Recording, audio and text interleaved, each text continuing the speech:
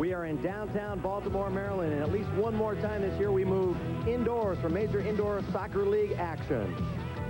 And now, ladies and gentlemen, live from the Baltimore Arena in Baltimore, Maryland, Prime Ticket presents the 1990 MISL Championship Series. Tonight it's game number 6 of the finals as the defending champs, the San Diego Sockers, leading 3-2, meet up with the Baltimore Blast. And a pleasant good evening, everyone, and welcome once again. I'm Bill McDonald. We have all our technical difficulties squared away, and we're ready to bring you game number 6 of the championship series. We have held the game, and it will start. You will see it in its entirety in just a couple of moments live. And here we go again with these two teams, their 4th meeting ever in the finals. And for Kenny Cooper and the Baltimore Blast, they're looking for their first championship victory over San Diego. Now, this is game number 6, and the Blast staved off elimination with a hard-fought 3-2 win the other night in a sold-out sports arena. Alongside my expert color commentator, Don Ebert. Don, I think psychologically the Sockers come in feeling pretty good about themselves, even though they lost the other night, because they know they can win in this building, and they know they can beat the Blast. Well, I think they're a little disappointed, obviously. They wanted to win in front of the big crowd back in San Diego, but like you said, they know they can win here. They won game 2 already. They won the series, game 7, dramatic fashion last year, so I think their positive attitude is still there. I don't think you can say the same for the Baltimore Blast. They have to be wondering if this is going to be a repeat of that bitter disappointment they had a year ago. Same old song and dance for the Sockers. They fool around during the regular season. Come playoff time, they really start playing well. And Brian Quinn has really been the catalyst. What a playoff series he's been having. He's really changed his game in this playoff series. You know, he's 4th in the MISL in playoff history now with 105 points. He leads the MISL in playoff scoring with 23. He's really taken it upon himself to score and create goals.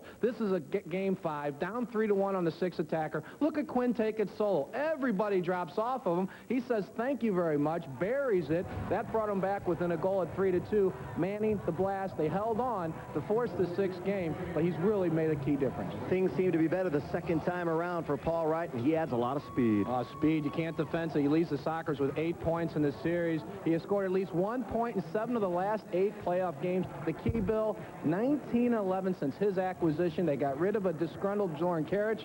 They bring this young speedster in, and he's really sparked the offense. But in a championship series, you have to look to those key veterans. And, of course, Broncos to go to the #1 scorer. Had a slow start. He's coming on. And then the emotional leader, Wad Hermes. I think for San Diego to win, those two guys are going to have to play well because Cooper's going to try and slow down Brian Quinn. Those guys are going to have to carry the load. Also, Wes Wade has come on to be a big part of this San Diego team. Now for Baltimore, they came into this final brimming with confidence, and rightfully so, because Baltimore had the best record during the regular season, and they had a great start to this playoff series. However, after a Game 1 victory, their offense just completely went kaput. Cooper's #1 thing tonight, I have to score first. They don't want San Diego to get a lead because they're the best team protecting the lead. They don't want to play catch-up, force that counterattack. He says, I got to come out, play high pressure, get a lead, and get my team mentally ready to force Game 7. Kenny Cooper says his team is relaxed, but how relaxed can you be with the home pressure on you? Remember what happened to the Sockers the other night.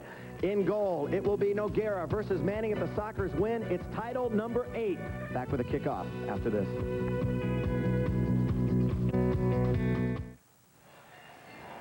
The 1990 MISL playoffs continue tonight. The Sockers and the Blast, game number 6 of the championship series, live from the Baltimore Arena. And Prime Ticket presents the 7-time champion San Diego Sockers, brought to you by your San Diego County Hyundai dealer, where you get more than you paid for. By Miller Genuine Draft, cold filtered for real draft taste, so tap into the cold. And by your 200 Southern California Goodyear Tire and Certified Auto Centers. Remember, nobody fits you like Goodyear. And we welcome you back. Just an unbelievable storm outside, but we got it for you now. Here are the officials. Herb Silva, Marty Templin working the floor, and Joe Manfrey will be in the box.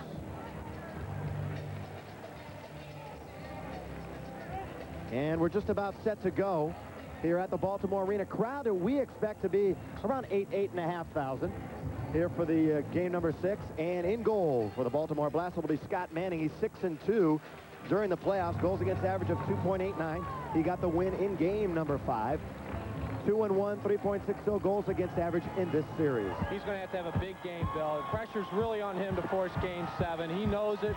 The defense is a little shaken with Stankovic and Whitman out. It's going to be a big game for Scotty Manning. He's going to have to duplicate the effort in Game 5. And at the other end, it will be Victor Noguera in goal for the San Diego Sockers. Toth will go in game number 7 if there is one. 3-3 in the playoffs. Goals against them 2.66. So it's Noguera versus Manning. Here we go.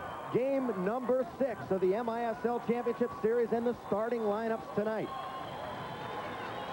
First of all, for the San Diego Sockers, they will be starting out in front with Bronco Segota, Paul Wright, Ralph Black, Brian Quinn, and Kevin Crow. And the Baltimore Blast will have Savage, Ronson, Stankovic, Valentine, Peter Ward in front of Scott Manning. Here we go. We're underway, and the Sockers control it. They're moving right to left. And the Sockers are dressed this evening in their road blue and yellow Union Jacks uniforms. Union Jacks, the pick of the pros. Just as Kenny Cooper told me before, he wants to go high pressure. He came right out. He said they fell back behind the red line in San Diego. They want to come right out and play high pressure and try and change the momentum, get that early goal, and force San Diego to play catch up. You know, we talk about Kenny Cooper getting into the game and taking his jacket off. He's got his jacket off now because it is very warm and humid in this building. So conditioning will be a factor tonight. Temperature still around 70, 75 degrees outside, and very muggy weather.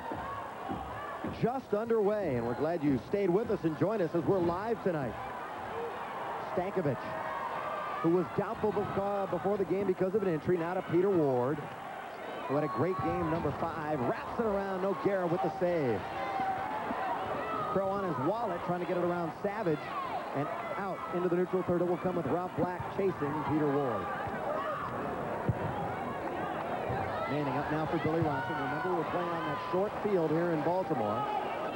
About 15 feet shorter than anywhere else in the league. And that allows Baltimore to play high pressure, allows them to play physical because they don't have as much space behind you for that counterattack style of San Diego. So you can afford to push up because there's not as much green. Manning doesn't have to cover as much ground. You know, Don, we touched about it very briefly at the beginning, but the home pressure, you were in it in a key game in your career when St. Louis had a chance to win the title, sold out at the arena. You lost to New York, but the pressure really builds for the home team.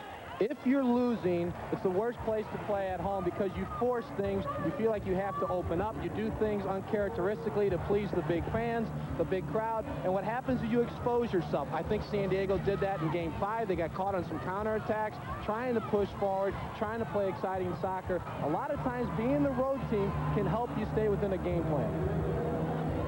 Quinn, right wing side, trying to work on Ronson. With the double team, the wheel and the deal, it's going to be taken away by Baltimore. Kept in nicely by Bronco. And now the long clear, and Noguera will come out and settle. We played exactly 2 minutes.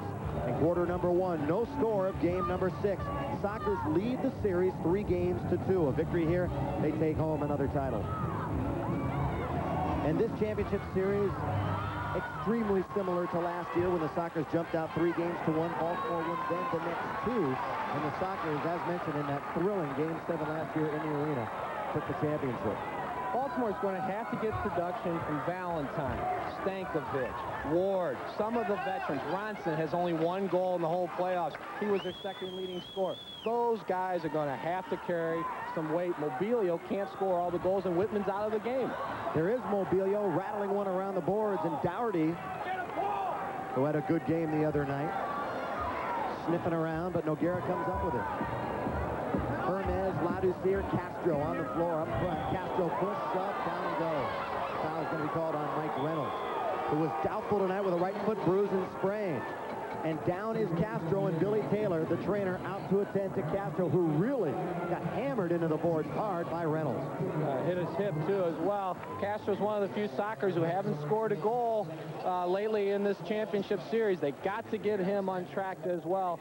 Fabulous year, good playoffs, but he's really been marked up well. Savage has done a very good job shutting down Castro so far. Ron Newman has put together another squad of players that knows how to play well in the clutch, and that is so important. And I think San Diego, to the man, just knows when they come into this building, no matter what their road record was during the regular season, they can come in here and play well. It's always matchups. How do you feel against certain teams? They know they can beat these guys, and that's a big difference. You're going to get a good look at it. Just a little push off. Castro really throws himself in there a little harder than I think he wanted to, but his hip is what's bothering him as he hit it right on those boards. But not that bad of a play. Just hopefully he can shake it off a little bruise and keep going. Remember, the referees tonight on the floor are Templin and Silva. Championship series, these two teams getting together. Remember, 1983, San Diego won 3 games to 2. Then they met again in 85. San Diego won 4 games to 1. And last year, 4 games to 3. It went the limit. Now, Baltimore has won a title, but San Diego was not in the MISL, and that is that proverbial monkey that's climbing all over Cooper's back. Can he win the title when San Diego was in the league? Yeah, he won that title against a team from St. Louis, so that's a good title for him, but he does want to beat Newman. If you want to win a title, you want to take it from the best team the league's ever had. You want to earn it. He's got his chance. 2 home games. He's got the opportunity now to finally shake the Newman monkey. He just joined us 3 minutes into the contest. We are live. No score. The Blast and the Sockers. We want to remind everybody that tomorrow night, if there is a game number 7, we're also going to have it for you. It'll be a half hour earlier. So make note of that. It'll be 4:30 on the West Coast. But the Sockers don't want to do it. Here they come. 4-on-3. Fernandez ridden off the ball by Stankovic, and a foul's going to be called. On that restart, Baltimore pushed everybody up, Bill, and that was the first chance for San Diego to counterattack. Fernandez got in the play early, had a good chance now here. Scott Manning, another sensational year, making saves just like that, anticipating Ladouceur to the back post. Valentine pushed by Hermes, who got away with a little bump. Now to Bronco. Segota 1-on-3, working the left side. Martin Metrick, whoa! They go down hard in front, and a foul is called on Segota. It is getting physical early, Don Evans. I don't blame Segota for being upset. He was really wrestled into the boards by Metrick right in front of Silva. He lets that one go, and in retaliation, Segota throws Metrick down, but they're going to let it get physical. Something I've disagreed with this whole championship series. Put them in the box, let the tempo settle down. These guys have gone at each other in all 5 previous games. Already it seems like that will be our game tonight. Very physical. It seems like it's pretty wide open. It started out also. Here's Quinn. 10:57 clock running, first quarter, no score. Crow, Cacho, Wright, Segota, and Quinn. Ben Collins is not on the trip. That's a coach's decision. Tim Whitman, of course, with the knee problems, out for Baltimore. Otherwise, team's pretty good shape. The Whitman loss is really big for Baltimore because they lose all that speed. Not only is he a good goal scorer, but his speed is something they really miss, especially because San Diego's got so much of it. Right. They definitely have team speed on their side. One thing Baltimore can count on, though, is this smaller field kind of neutralizes one's speed. Interesting that both Reynolds and Stankovic are playing when we had heard that they were both extremely doubtful, but facing elimination, you know what that can do to somebody's health. 10:44 to play. Glad you joined us. Good crowd on hand. Although it is not a sellout here in the Baltimore area. Here's Mobilia working on Crow. Centered in front. Noguera's got a hold of it. Quickly he guns it out for Westwade, who had 4 goals the other night.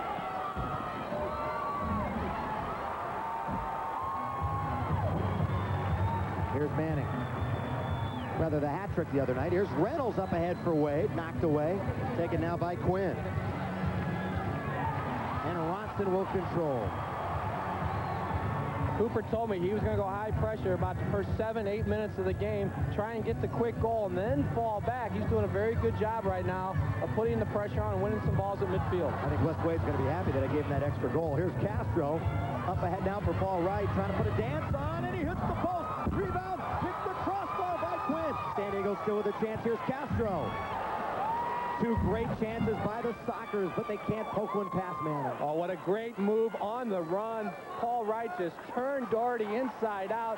Tough luck, and then a tough shot by Quinn as it ricochets off the post, but what a nice move by Paul Wright. Smart play by Black, cutting off Mobilio. Here come the Sockers again. 9.5 to play, first quarter. Bill McDonald with Don Ebert. Ralph Black trying to move on Metric by Fernandez. He keeps his game streak alive. Boy, both teams marking up all over the field. Valentine will send one into the seats. And we will have a goal kick for San Diego. Scott Manning, boy, he was under fire just a moment ago. He can go thank the post and the crossbar to keep this thing still tied right now. He was beaten on both shots. You'd rather be a little lucky than good, they always say, especially if you're a goalkeeper. 6 shots to 1 in favor of San Diego here in the first 5.5 minutes. I'll tell you, Baltimore's got to do a better job, Bill. Like a point guard in basketball, you can't allow penetration. They're letting Quinn just make full field runs. This is the finish. Look at that sweet move right around Savage. Hits it at the far post. Look at Quinn all alone. Does a great job going up top. Manning clearly beaten. 2 great shots hit the post, but they got to stop Quinn if Baltimore wants to stop that penetration. That's one we have to remember because Quinn, 9 times out of 10, will bury it. Sagoda.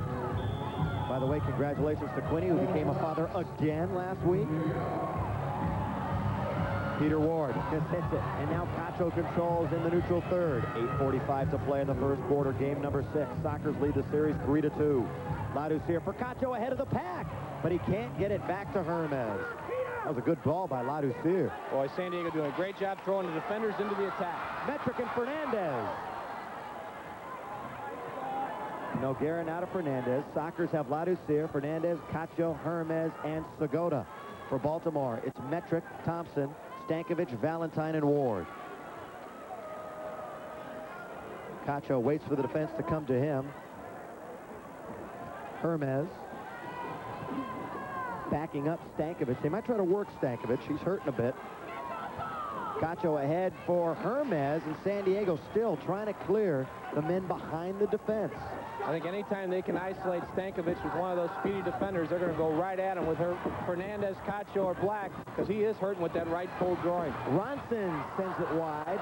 Cacho will put it back to midfield for Valentine. 7.5 to play. Quickly moving first quarter in front of an alive crowd here in Baltimore. San Diego, of course, bitterly disappointed. They cannot put it away in front of a sellout crowd at the Sports Arena the other night. Almost came back to tie it up. 2 goals late in the 6th attacker mode. Not enough. But Baltimore just played that tenacious defense and scored at opportune times to win it 3-2. Ronson for Stankovic and out of Bruce Savage. Always one of the best in the league. This is an explosive line out there right now. Valentine, Ronson, and Ward. The wee one, Billy Ronson. Has some room, but Cacho blocks it away, and Bronco will just clear it. That's one of the changes Cooper made. He decided to put the veterans, Valentine and Ward, who played together so many years up in Cleveland. He wanted to put them together. Ward especially hasn't been used very sparingly in this championship series, hoping the 2 older guys can mesh in Game 6. And he wasn't happy about it either. Whoa, down goes Noguera, tripped up by Ronson. 6.5 to play. First quarter. Cacho sends it ahead for Quinn. On Dougherty. The ex-Soccer Quinn's there, and he scores! Brian Quinn. 6:28 to play in the first quarter, and Quinn beats Dougherty and Manning. And it's 1-0 Sockers. Brian Quinn continues to sizzle, and he's got the defending champions on track here in the first quarter. It's just his 9th goal of the playoffs. Brian Quinn give the assist to Cacho at the 8:32 mark. Just bad defense by Dougherty. He really attacks Quinn. Not all he does is spin. Dougherty's completely out of the play. Quinn now makes a good finish. No chance for Manning, but you can't let Quinn just turn so easily. You got to protect the ball much better than that. Paul Dougherty, very weak defense. Bit of a lift for Cacho, too. His native Argentina lost, if you hadn't heard, in the first round of the World Cup today. To Cameroon. He was not happy before the game. Oh. I'll tell you, Cooper's not happy now. The one thing he didn't want to do was drop behind. Quinn just put him on top. See if it changes his style. See if he still goes high pressure. So important when Baltimore scores first. They seem not to be able to battle back as San Diego can. All right, just under 6 minutes to play here in the first quarter. 1-0. Brian Quinn's got San Diego on top. Mobilio.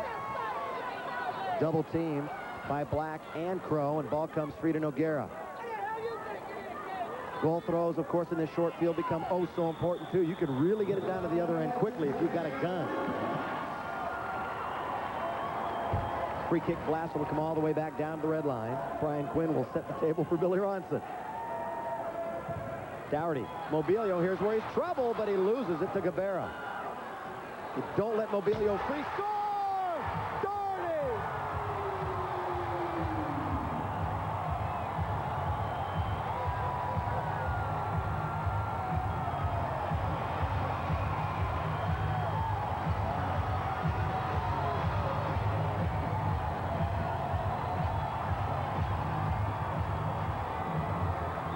Never thought Nagaro ever saw it. Dougherty, no one goes out. Everybody's in front of Nagaro. He never moves, never saw the ball to his pass. Very harmless at this point. Dougherty has a lot of time. Hits it with his left foot. Look at Nagaro.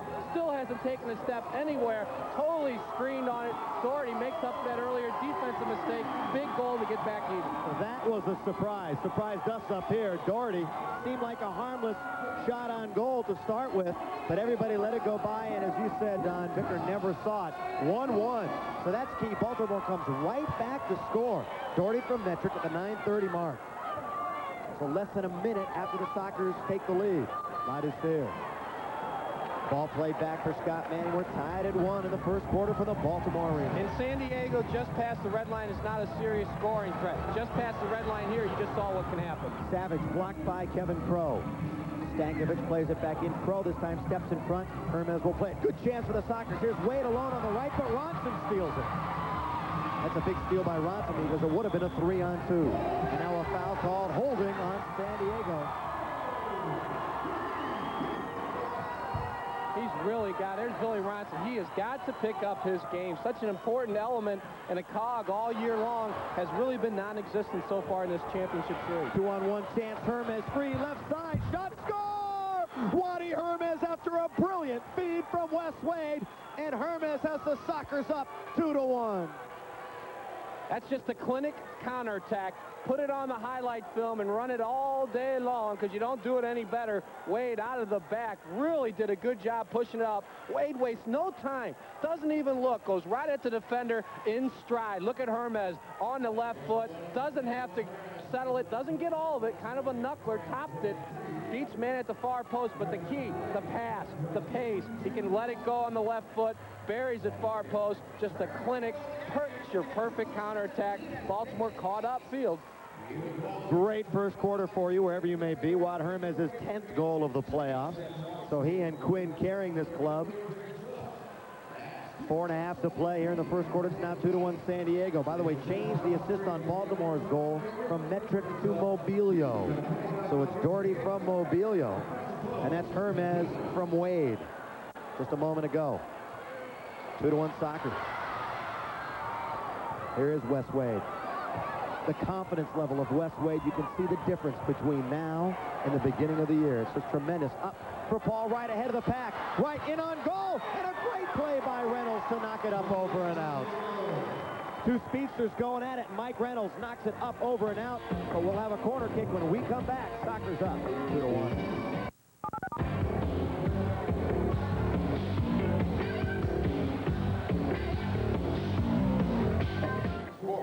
Remember, fans, Summer Camp 90 kicks off on June the 25th with a week of fun under the sun in El Cajon, Mira Mesa, and Bonita. Sockers will conduct 55 camps at 17 locations. For information, 224-GOAL. That's 224-GOAL for more Summer Camp 90.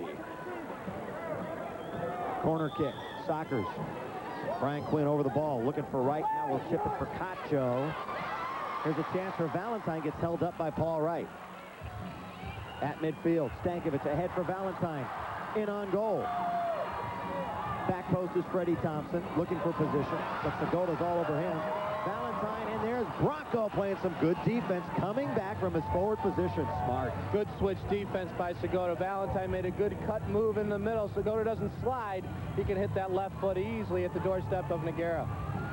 Cacho tumbles down with Valentine, the header to Quinn.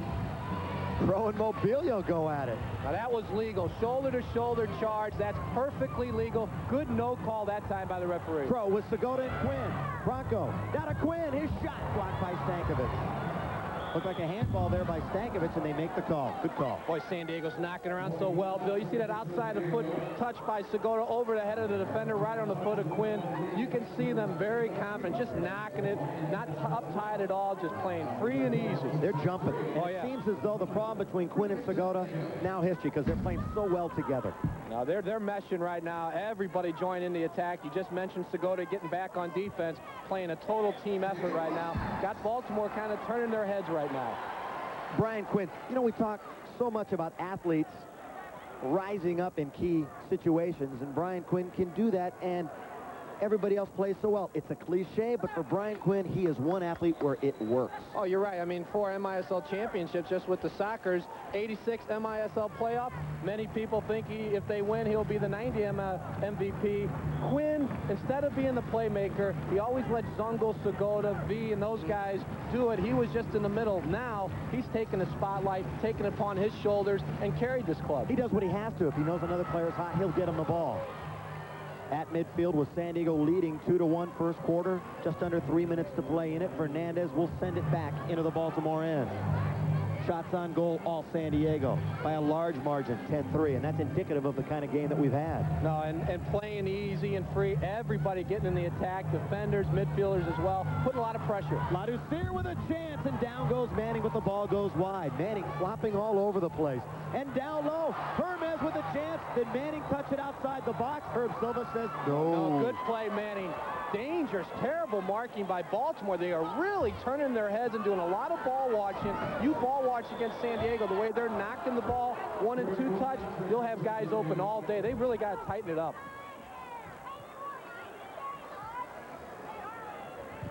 Fernandez.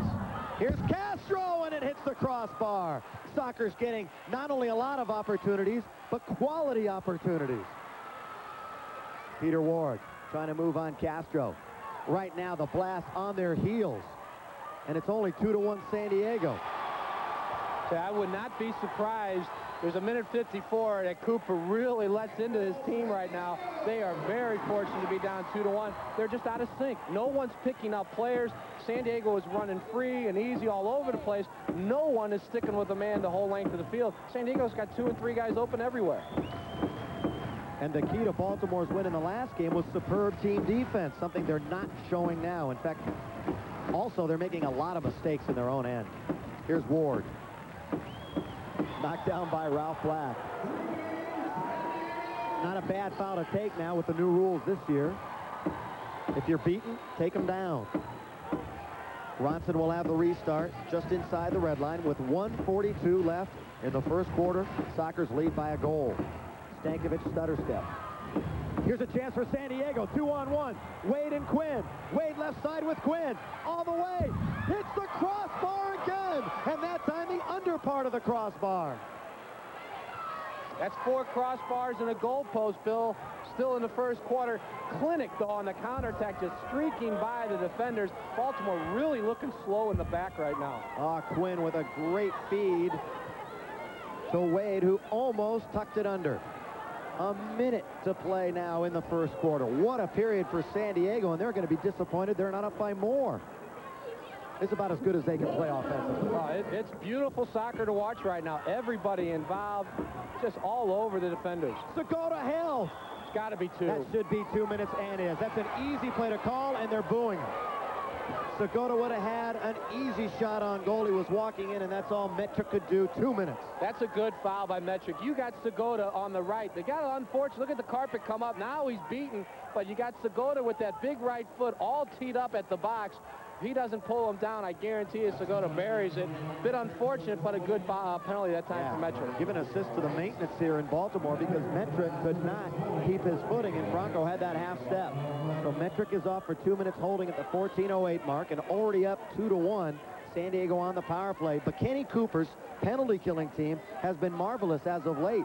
7 out of their last 8 chances they killed off San Diego power plays. Well, they definitely need a big effort here. As you can see, overall 3 for 27, only 11% on the power play. San Diego's using much better, although they struggled all year long on the power play. Here's Panzetta on for the first time to Reynolds, and he'll kick it up over and out.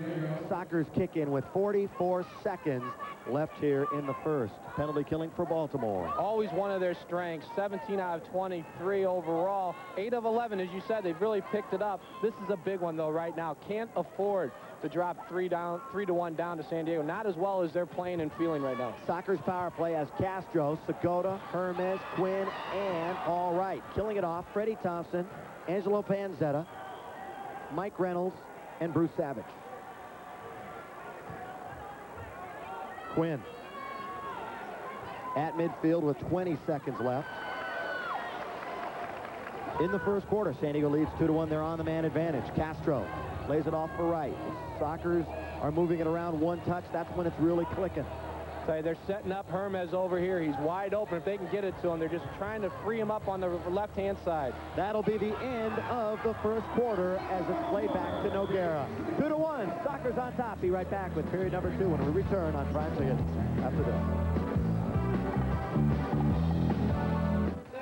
We are live from the Baltimore Arena in Baltimore, Maryland. Stormy Baltimore, but after one quarter of play, the Sockers on top of the blast by the score of 2-1. And just recently, the MISL handed out their league awards, and the Dallas Sidekicks certainly got out the broom. And the most valuable player, Tattoo. He led the MISL with 113 points, 64 goals, a unanimous choice. That was definitely easy. And then you went on to defender, probably one of the closest voting all year. Wes McLeod, the veteran, sets an MISL record, 154 blocks. A very well-earned title there for Wes McLeod. But the goalkeeper also played well, and that was Joe Papaleo. Enjoying his time down in Dallas, he led the league with a 3.34 goals against average, and it all comes together with the coach. Well, the former goalkeeper who I played with, Billy Phillips, what a job he did. Taking over the club from Gordon Jago, led Dallas to the Western Division title. Very well done by Billy Phillips. Wes Wade had a great chance towards the end of that first quarter. Well, before he's given up the ball, this time he's on the receiving end of the counterattack. Toe poke. Look where Manning is, though, Billy. I've really noticed Manning going down very early right now, and San Diego's putting everything high. They've hit 4 crossbars, but they know Manning's cheating and going down early, and they're trying to put it up in the roof of the net. 10-3 in the shots on goal, and we talked about it during the break. It's the non-marking up of Baltimore. They're just not playing any defense. No, they look very flustered, very rattled right now, and I'll tell you, San Diego sees that, and they just send everybody in the attack and make life miserable. They're really going to have to button down the hatches. Cooper, right out of the gate here, is going back to that 5-man behind the red line. Remember, this is a power play for San Diego for the next 45 seconds. Here's Segota. He was held by Metric at the end of the first quarter. It's 2-1 Sockers in game number 6. With a win tonight, they win the title again. Quinn out on top. 30 seconds on the penalty to Metric. Sockers got to get a shot. Good play by Freddie Thompson. Trying to set up Hermes. He is open if they can get him the ball. Segota with a whistler. Quinn with the left foot, going back post to Hermes that time. Quinn will wall ball it now to the far side. Segota, he's got a man, Castro at the far post. Here's a chance for Paul Wright. Get him, go! 7 seconds in the penalty. Sockers have to keep somebody back, and it will probably be Quinn or Segota. The penalty is over, and out comes Metric. So Baltimore kills off another. Segota in front for Wright, but it's knocked away by Freddie Thompson. There, Baltimore played great defense. Well, I really think they're moving their box too much, so, Bill. Just like they played the first quarter, everybody's scrambling. No one is taking a man, staying with them till the play's over. I guarantee you Cooper's going to fall back, tighten up the defense, and try and get this thing sorted out. He's not going to go high pressure right now. Can't afford to. Yeah, I think he's fortunate, down just 2-1, and he knows it. He's going to drop everybody back and just try and button this thing down and get resettled. Head man up now for Segota, running off the ball, Gabera and Hermes. Segota marked up one-on-one by Reynolds, turns him into the middle. Bronco looking for that left foot. Cacho slid away by Panzetta. In the mixer, and it's cleared away by Savage. We played 2 minutes in period number 2.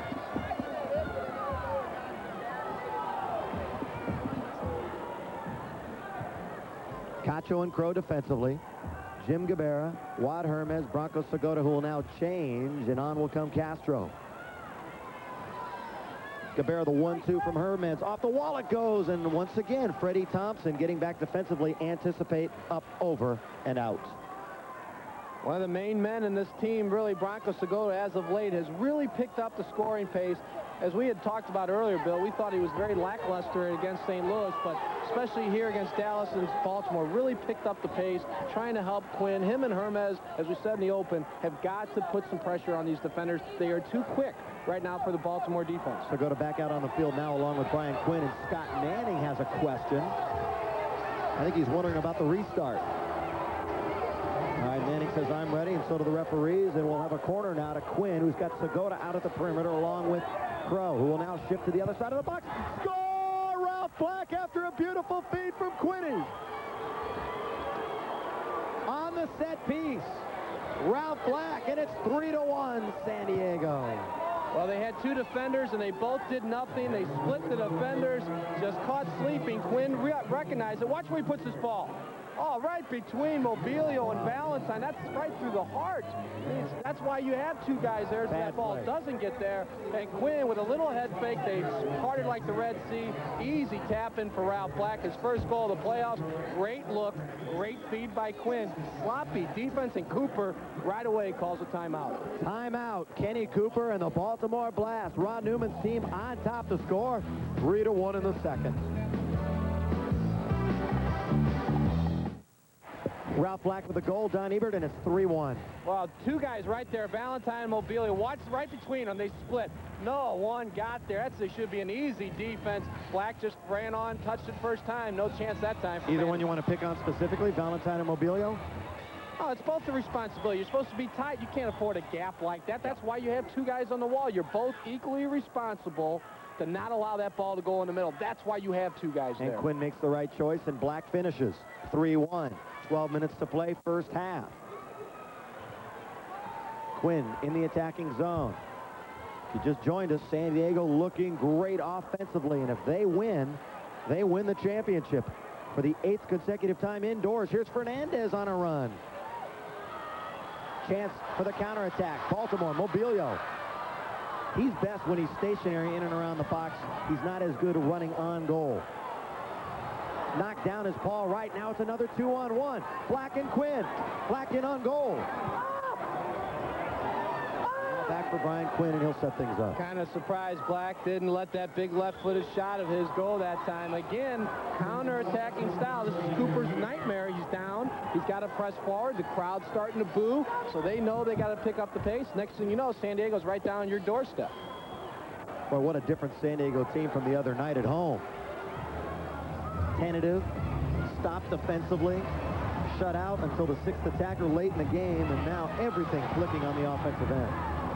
Yeah, old San Diego offense, too, with the counter. I haven't seen them look and knock the ball, get everybody involved this well all year long. Just playing easy, everybody up and back. They're enjoying it, and that's the key to playing. Right, almost takes it right off the toe of Manning. Now Stankovic. Soccer's got to get back, and West Wade hustling. Stankovic knocked down by Hermes. Foul. Hermes called by Marty Templin behind the play. See the speed, though, that Baltimore's counterattacks are so much slower than San Diego. Oh, a 2-minute penalty now to West Wade, and the man who brought the card out was Silva. So Marty made the call, and I don't know if Marty was signaling a 2-minute penalty or not, but Herb Silva did, and off will go West Wade. Now, I think that's a very questionable call. A foul, yes, but we've seen a lot more hitting going along the boards and the glass. Stankovic, I didn't think was that dangerous. He had pretty much slowed up the counterattack. Big chance now for Baltimore to try and get back into it, not only on the score, but mentally, Billy. They look like a beaten club already, and we haven't even reached halftime. Right here. Power play opportunity, and Ron Newman sends out this version of an old goal patrol. Black, Pro, Cabrera, and Fernandez. Unsportsmanlike conduct. Wade at the 4:05 mark, so that's the call. Metric on the ground. Chance for Ronson or Valentine, and George Fernandez getting down and dirty to block that one up.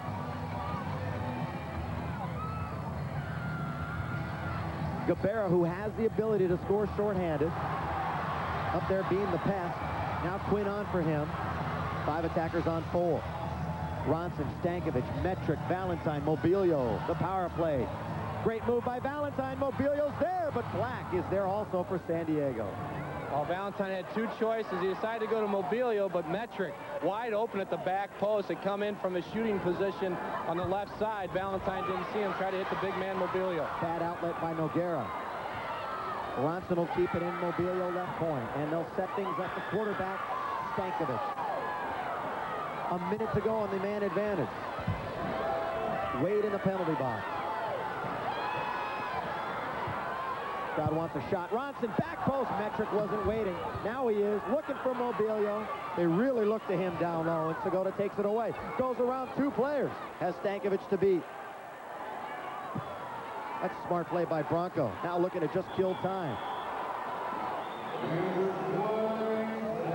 Haynes' play on Bronco Segota, but Bronco is hopping tonight. Oh, he is, offensively, defensively, and what a difference it is when he gets involved in the offense. Everything. You got Quinn hopping, Segota, all the defenders are getting involved. I mean, it's the old machine right now. Everybody getting involved. It's still power play time for the next half minute. Ronson. Boy, the frustration early. He just took that shot for no reason. Counterattack, Quinn and Gabera. Quinn in on goal, and as always, a sprawling, it seems. Scott Manning makes the save. 10 seconds left in the man advantage. One final opportunity for the Blast. They're down 3-1, 9 minutes to play in the first half. If you just joined us, it really has been all San Diego. A goal by Doherty, the only blemish. Down low, Noguera's got it. Out of the penalty box, Wade. He'll gun it for Wes. Can't slip it past Stankovic as he was trying to find Gabera down the slot.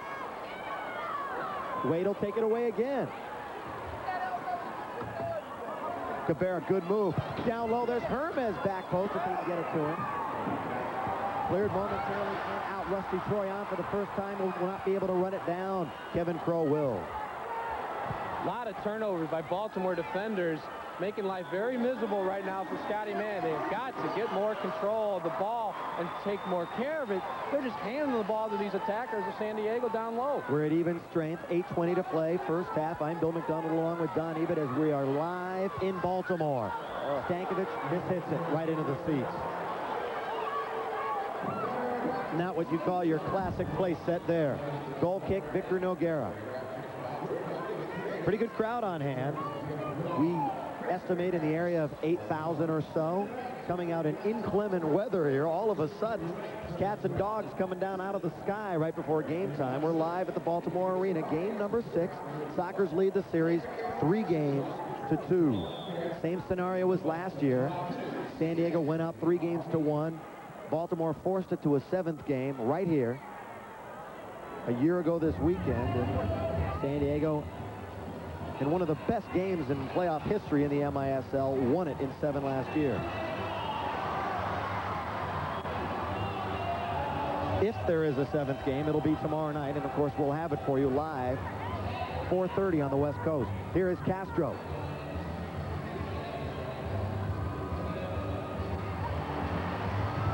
Cacho keeps it in. Now Doherty will run it down, double team, but Baltimore really playing back, not taking many chances. It's all San Diego right now, the aggressor. Well, they're just playing so much more confidently than Baltimore. They're just, everybody's going forward and back, and Baltimore looks very sporadic. I wouldn't be surprised if Cooper goes with some more of the young guys. There's one of them, Panzetta.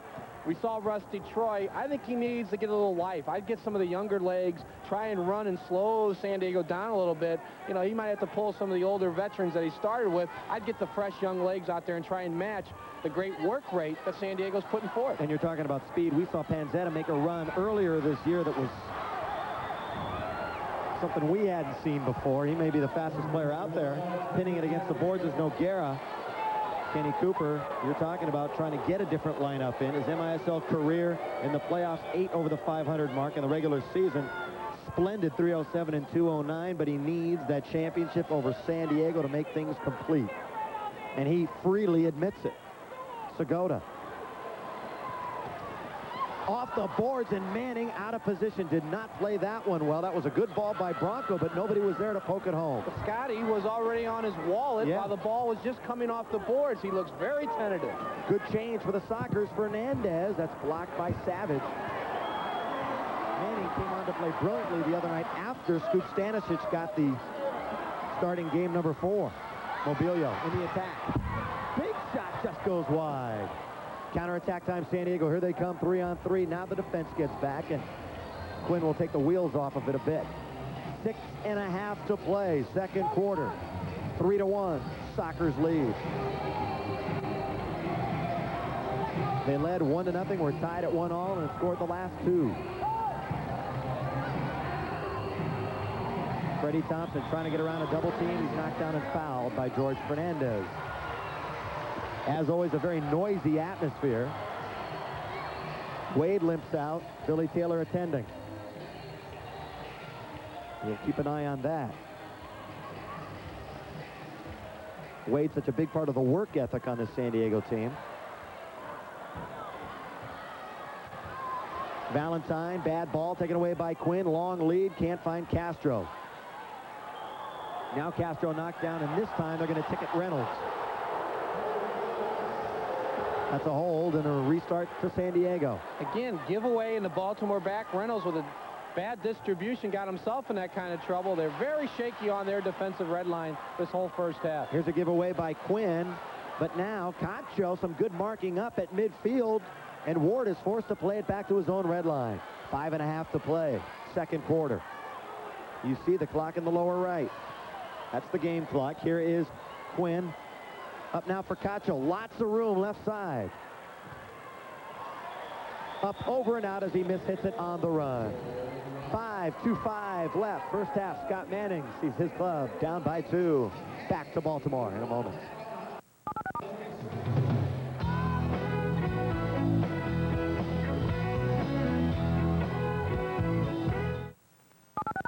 We got a great It's Your Call coming up live on Wednesday at 6 o'clock. Don King and Bob Arum will be there doing a lot of talking about the upcoming Tyson and Foreman fights, and the new Clippers coach, Mike Schuler, will be there to take your phone calls. That'll be live Wednesday night at 6 o'clock, so join me for It's Your Call. Goals tonight for San Diego: Quinn, Hermes, and Black. They lead 3-1. Doherty, the ex-Soccer, has the lone Baltimore goal. Just over 5 minutes to play here in the first half. Here is Valentine.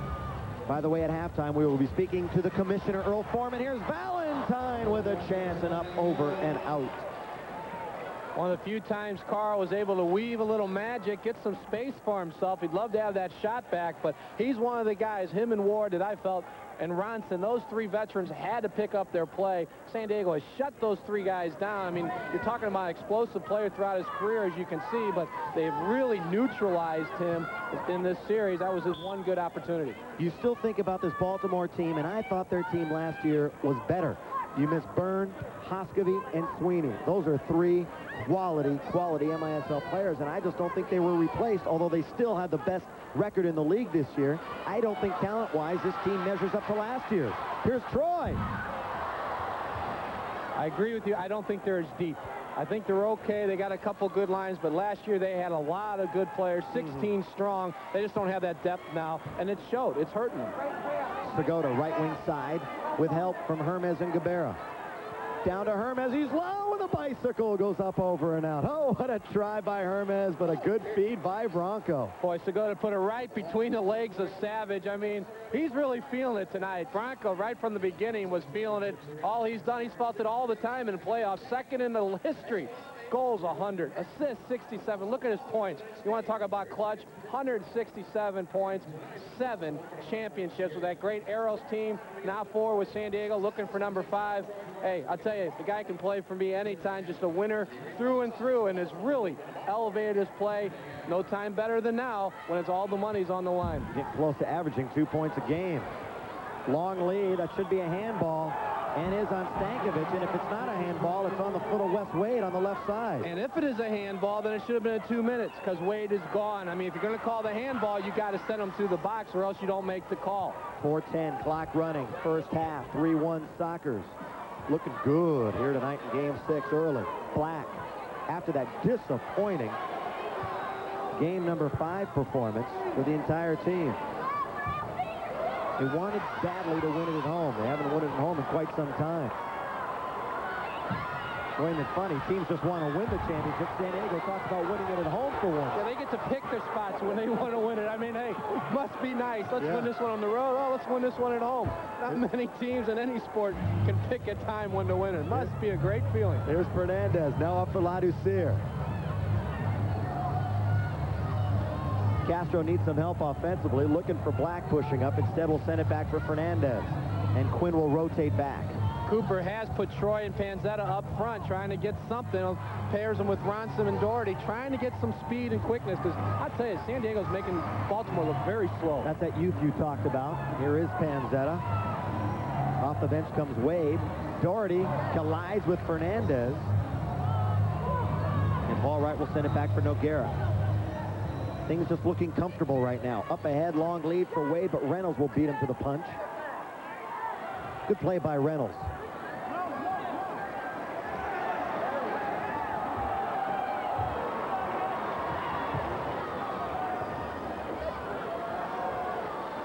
Here's Hermes. Ooh, for Cacho now, and with 2:36 clock running here in the half. Wright trying to dance around the defense. Behind comes Hermes, looking for the right foot, blocked away by Metric. Segota in the box, can't get a hold. Cleared out, but the Sockers once again will control. San Diego's doing all this attack, though, with just 3 guys in the attacking zone. Big physical tackle by Freddie Thompson. Now for Mobilio. Here's a chance for the blast to pull to within 1. Mobilio, double team. That's a smart play by the Sockers, double teaming Mobilio. Well, it was a good counter, a good chance, but Freddie Thompson's last pass was terrible. One bad pass breaks down the whole scoring chance. Mobilio had nothing to do. I want to remind you again about Summer Camp 90 kicking off on June the 25th. Sockers will conduct 55 camps, 17 locations. There's operators right now standing by, so get involved in Summer Camp 90, 224-GOAL. They gave the restart to Baltimore at the top of the D, Billy. Good chance for intentional. That's another questionable call. Let's see if they can get the big shot of Stankovic open right here. Where do you go? You go to Stankovic. If I look at Fernandez, he's going to cheat that way. So they want the shot to go to Metric. They don't want Stankovic to get it. Freddie Thompson's got to make a decision. Now he shoots it in on goal. He made the bad decision, blocked away by Crow. But Stankovic will keep it in. Under 2 minutes to play in the half. Blast needs one before they go in for intermission. Fernandez sets it ahead for Ladouceur. And Manning will pick it up. Boy, the Sockers said he's outside the box, and it certainly looked like that. It's not where the ball is. It's where you are when you pick up the ball. Well, if the ball's outside, it's a handball, but if your body is but the ball is still in, then it's not. Right. And I thought the ball was out that time, and so did the entire Socker bench. Oh. Here's a fan by Bruce Savage alone on the doorstep. I tell you, down 3-1, less than 2 minutes left. Baltimore can't afford to miss those opportunities if they're going to get back into this thing. Quick restart holding San Diego. Here comes Baltimore, 3-1. Just a minute left in the half. Stankovic can tee it up, bang it off the glass. Crow falls down, but knocks it for Mobilio. And Noguera makes a smart play to come out and beat Freddie Thompson. Sockers seem to just be holding on now in the last minute or two. Bad ball by Savage. Somehow it slips by Wes Wade. And Valentine slips by 2 defenders. Knocked down by Wade. Great play. Noguera will bowl it for Quinn. Up for Cacho. It's a 4-on-2 if they can get it going. Quinn.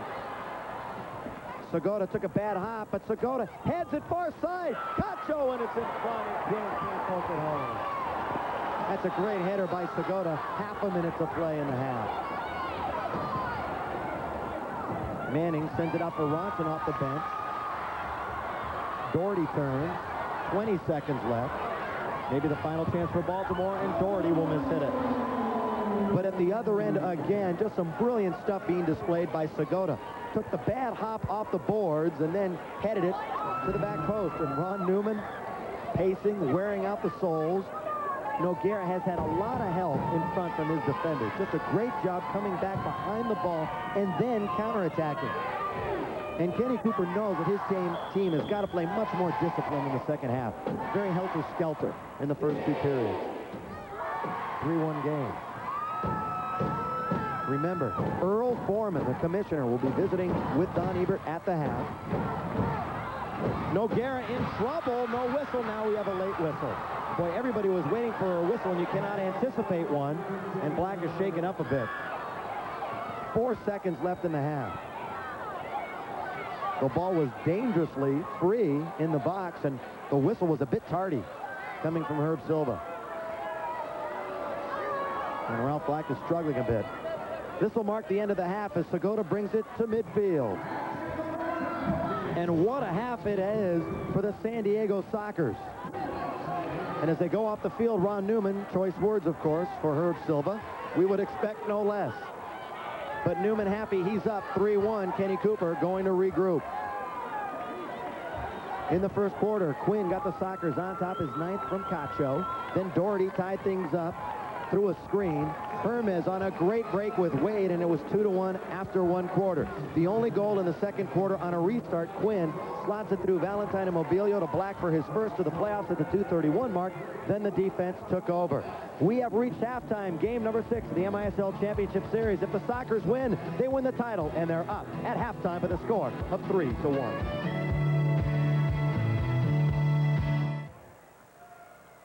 2 quarters complete. The 1990 MISL playoffs on Prime Ticket. Sockers on top of the blast by the score of 3-1. Remember, in the series, Sockers lead 3-2. And it's time now for the Sockers halftime report, sponsored by Goodyear. Nobody fits you like a Goodyear. Don Ebert downstairs with Bronco Segota. Thank you very much, Bill. I am with Bronco Segota. And Bronco, I thought that could have been the best 30 minutes that San Diego Sockers have played all year. What are your thoughts? Well, I think the first 2 games at home we played rather well as well as tonight. But tonight especially, we've been trying to do it as a team. And as you see, I think it's 3 different guys scored, and we're covering for each other, getting back on defense, and we're just playing a total game. I'll tell you, I thought you played very well both sides of the field. Beginning of the playoffs, were you a little nicked? It seemed like you were having a little trouble getting involved in the attack in St. Louis. Really have turned it up a notch against Dallas and here in Baltimore. Well, I was just having some personal problems, you know, and trying to get my confidence back, and a lot of things going through the paper and all kinds of stuff. And things you have to deal by yourself and get over that hump by yourself. Nobody can really help you. And I got over it, and I'm starting to get my game back together. Yeah, I'd say I don't think you have much problem with confidence the way you play. You've been around many times. 7 championships. You're going for an 8th one. The league has changed, I think, from where it started many years ago to now. You've been there. You played in many championship series. How do you see the evolution of the league? Has it changed, do you think, in your way? It has a great deal. You know, the younger guys are getting younger and quicker, and we're trying to keep up with them, but certainly it has the changes on the fly, and it's a lot quicker, and you got to be a lot more physical and getting back both on defense and up front. What's the biggest tactical change? San Diego, you used to have a lot of firepower. You had a lot of guys you could go to. This team's a little different right now. You don't have as many freewheeling, big scores. Have you guys changed your style to keep on top of the league? I don't think so. I think the players that come into the team accept the way we've been playing over the years, and we got the nucleus is still here. You know, the 5-6 players who really control the game, and then you have the other guys who are working into the team and just accepting the game as we play it. And I think, you know, that's the biggest plus for us, is that everybody can adapt to the way we play so quickly. So let me ask you one quick thing I've noticed. Scotty Manning seems to be going down. It seems like San Diego's shooting awful high many times. By tactics, are you guys trying to hit him up top? Well, Scott's been in the league for a long time, and most of the goalies, they go down quicker, and because it's so close and the ball goes down lower more often than higher, so we're trying to keep the ball up high. Hey, so far so good. Thanks for the interview. Great first half. Good luck the rest of the way. Bronco Segota, our halftime guest on our Goodyear halftime report. And for joining us, Bronco will receive a free oil and filter change at any San Diego Goodyear location service center. We're at halftime. Game 6. San Diego on top of the Baltimore Blast, 3-1.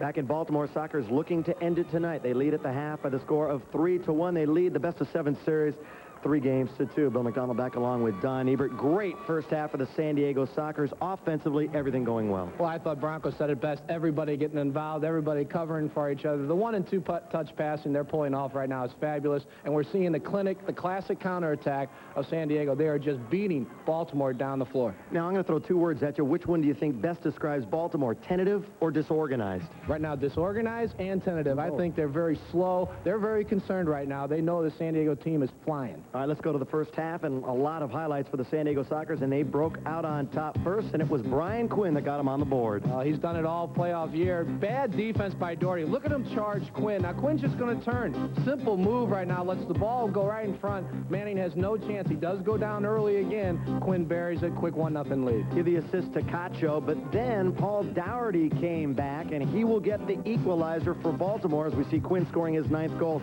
of the playoffs. And this was a strange one because it didn't appear as though anybody was paying much attention. No, I think Doherty is surprised as anybody. He takes it with the left foot. Nagaro never moves. Look at him. He's still watching the fly of the ball. At that point, too late. He can't do anything about it.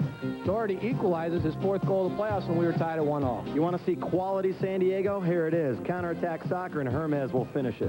Watch the counterattack, Wade, but the ball, the pass he plays is perfect. Right in stride. Hermes doesn't have to settle. It's on his big cannon, the left foot. He beats Manning down low. That was just a beautiful counterattack. San Diego up front, 2-1.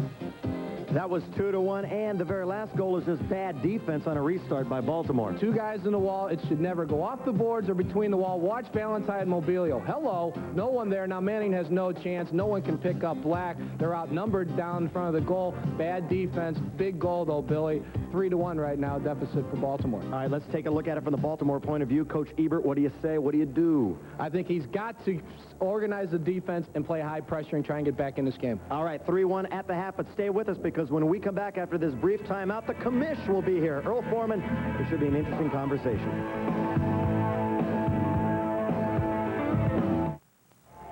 We're at halftime of Game 6 of the MISL Championship. San Diego on top, 3-1. And a very special guest joining us right now. The commissioner, the original commissioner, Mr. Earl Foreman, has stopped by to talk to us. And Mr. Commissioner, it's kind of deja vu. Here we are again, Championship Series. San Diego and Baltimore going head-to-head again. Some things never change, do they? Well, I think it's for the good of the league. You're back after a little hiatus. You've seen a lot of changes. One of the biggest things I heard you talk about at the All-Star expansion. That was one of your biggest goals. Can you update our fans on where we stand right now expanding the league? Well, we're looking to expand. We've got a game plan. I hope that we'll have 4 to 6 teams in the next 2-year period.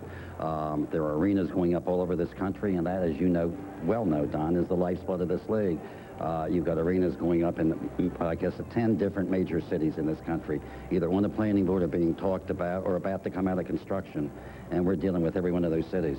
I guess your other concern, taking care of those teams that are already in. Stability, everybody who played the year, everybody's very positive. Stability of the league, I think, looks very good right now. Well, that was the #1 goal I had in mind when I came back. I think we're just about 2 days or 1 day away, maybe, from the end of a real spectacular season this year, and I'm pleased with the results.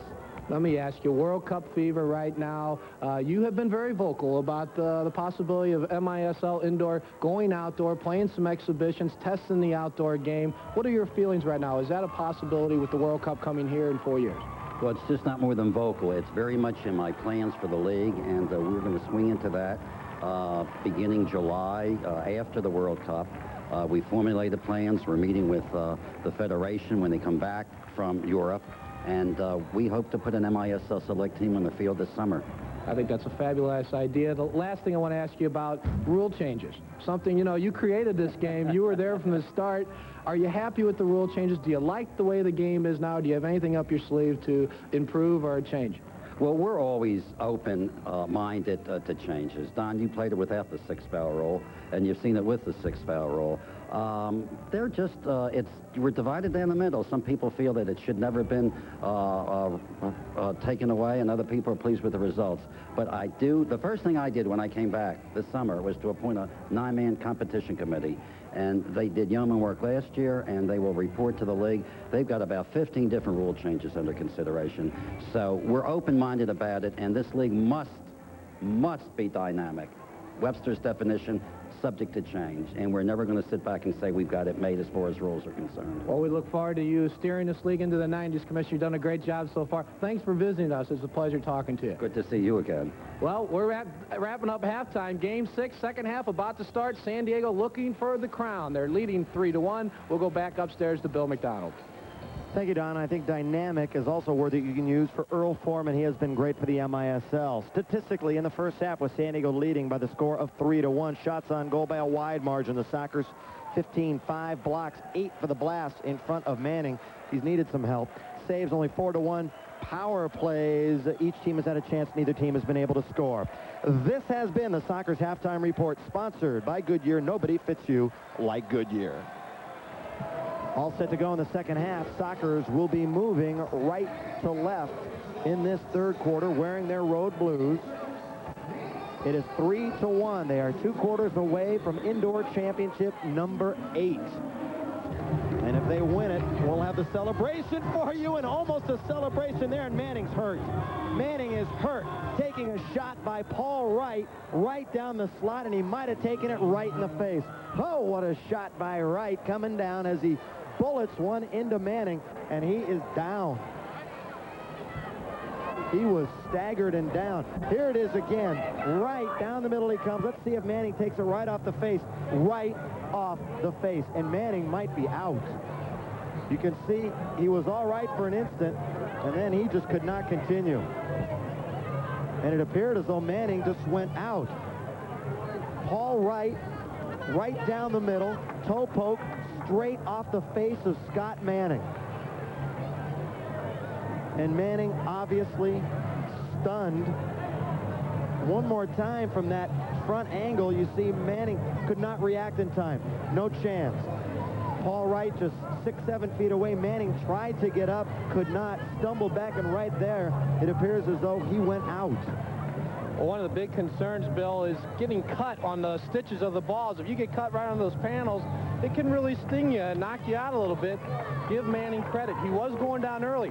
That time, it looks like somebody told him at halftime, stand your ground. He did stand up and challenge Wright. And those indoor soccer balls are not soft. They are hard. Oh, yeah, they pump them up. They're real balls, very leather, and they stitch the panels. That's the biggest concern. Anytime you get in the face, if you get cut by that stitching, it could really cut you pretty deeply.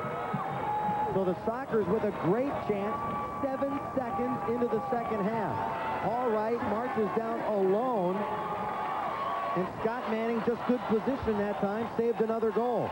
Could not react in time, but he was standing up, as Don Ebert mentioned, and he took one flush off of the face. And great news, he's up. What a career, playoff wins in the MISL. He and Zoli are tied at 34. And Manning will stay in. Now's the time to test him, though, if you're San Diego. Any opportunity, test Manning. See if he's flinching at all. We're just seconds into the second half. 3-1. And obviously, the first goal of this half, a huge one. Oh, yeah. I mean, for both teams, San Diego can really put the nail almost in the coffin of Baltimore Blast chances. But Baltimore has to get this crowd back in, Bill. Everybody's low down right now, very quiet. I think the whole team's a little sluggish. Cooper's got to do something to get a little spark back in his team. I thought they came out well and were playing very physical. Then they backed off of it a bit. In the opening 2 or 3 minutes, I thought Baltimore was playing equal up. They played high pressure. San Diego had a few good chances, and it seemed like they said, nope, we better not go high pressure. They're starting to counterattack us. They never picked up the intensity. Rusty Troy with a chance, and this time he rattles one off the bar. So turnabout is fair play, I guess. San Diego had 5 or 6 of those in the first half. Stankovic, sweet move. For Ronson, taken away. Wes Wade cannot find Brian Quinn. I'll tell you, Stankovic's groin didn't bother him. He would have cracked that shot, but he knows he's got the left pull groin, and that's why he was looking for pass. Usually he'll bury that. Stankovic, who drew the ear of all the San Diego fans by his brash remarks in the newspaper before the series started. Quinn, now back for Noguera. In essence, he said they're going to handle the Sockers quite easily. It has not come to pass. It is 3-2. Sockers leading in the best of 7. Game 7, if necessary, tomorrow night, right here at the arena. Ronson, knocked down by Wes Wade. They play on, cleared by Ralph Black, but not out. We played a minute and a half in this third quarter. Cleared for Quinn, who was alone at the neutral third. Now he's one-on-one with Reynolds.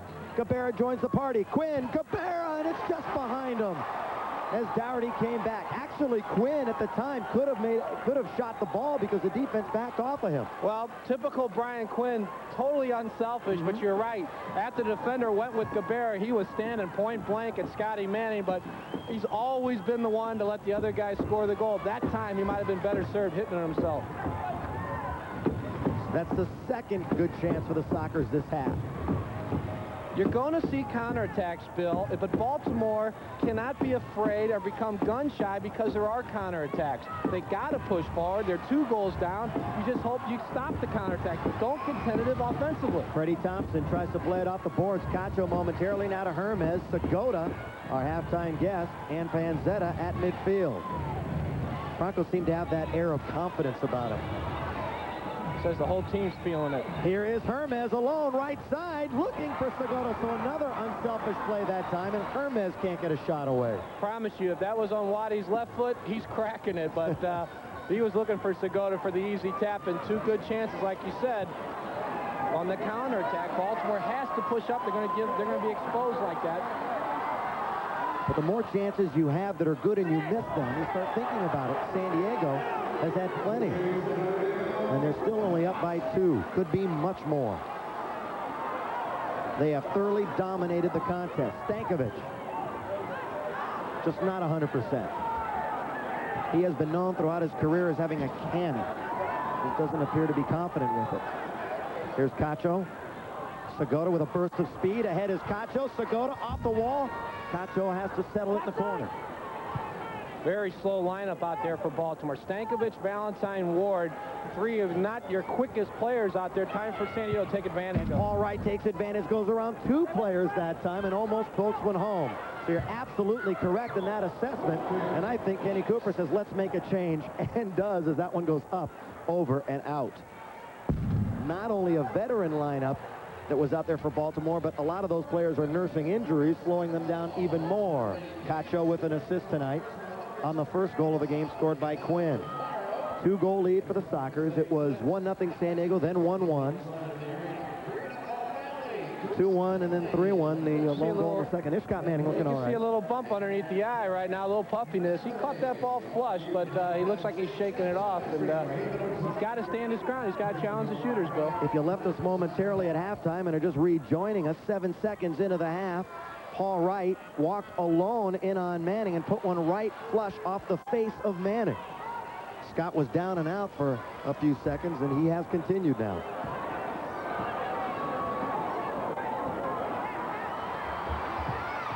Mobilio held in check. Valentine around Quinn. Look out. Up ahead, Crow all the way for Paul Wright with a break. Right on goal. He scores! Paul Wright after a great outlet. And it is 4-1 San Diego.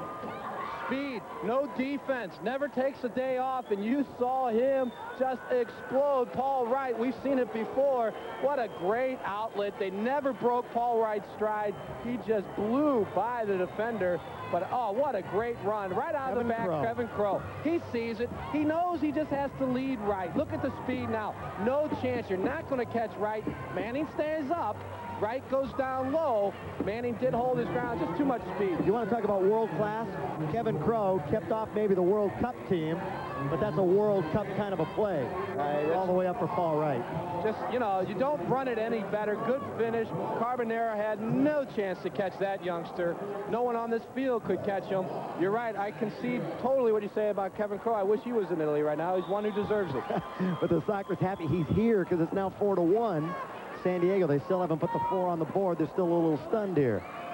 10.5 to play, third quarter. Nogueira has not been a busy man tonight. The best defense for him tonight has been a great offense. We talk about Wes Wade. You know the story. Didn't play soccer till 16 years of age. 5 goals in the series, including a hat trick in game number 4. 7 goals in 15 games. He's really come on. Not bad for a guy who started out this year as a defensive runner. That's all Ron Newman wanted to do. Win the ball, get off, play defense. I'll tell you, through the season, that man has developed and matured and now becoming an offensive threat. 4-1 Sockers. If they win, it's over. And another championship. Savage up, over, and out. Kicking it along to San Diego. Brian Quinn has something to say. I don't know if he is into something with the fans or not. I think what happened was the ball went into the seats, and then quickly the ball came right back at Quinn from one of the fans. You don't want to mix it up with him. I don't care if you're on the field or in the seats. Here's Quinn. Now over for Ladouceur. 5 minutes gone in the quarter. Ladouceur goes around Freddie Thompson. Good chance for Black as he bangs at it with the left foot.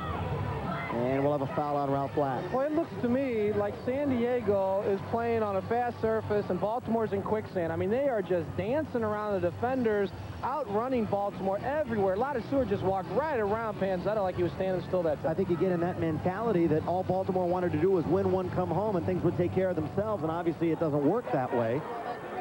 As though the Sockers might have thought the same thing. You get to game number 5, you're at home in front of a sellout, things will unfold for you. Too much standing around for Baltimore. No one moving, so as a result, they're just stuck holding the ball, and as a result, they lose it quickly. Got to get more movement without the ball. That's the key. San Diego's got everybody running. Well, offensively, Baltimore has completely gone to sleep. Think back at Noguera and how many big saves he's had to make. I can't really think of one big one. And the one goal was a screen. Troy had the best effort, and he rattled the post. That's about it. Ronson. 9 minutes to play, still the third quarter. Panzetta. Crowd of around 8,500. We're live tonight from the Baltimore Arena. Troy now down for Valentine, knocked off by Hermes. Hermes staying right with him. Panzetta's going to have a chance. Blocked by Fernandez. Now here's Wright again. He's going to outleg both of these players, and Wright cannot get it past Valentine. Boy, Hermes was there with Paul Wright, too. Look out, Ronson and Wright pushing and shoving. Now Valentine and Paul Wright at the red line. Well, there's no more debate about who's the quickest player in the MISL. Wright just blew by Panzetta that time.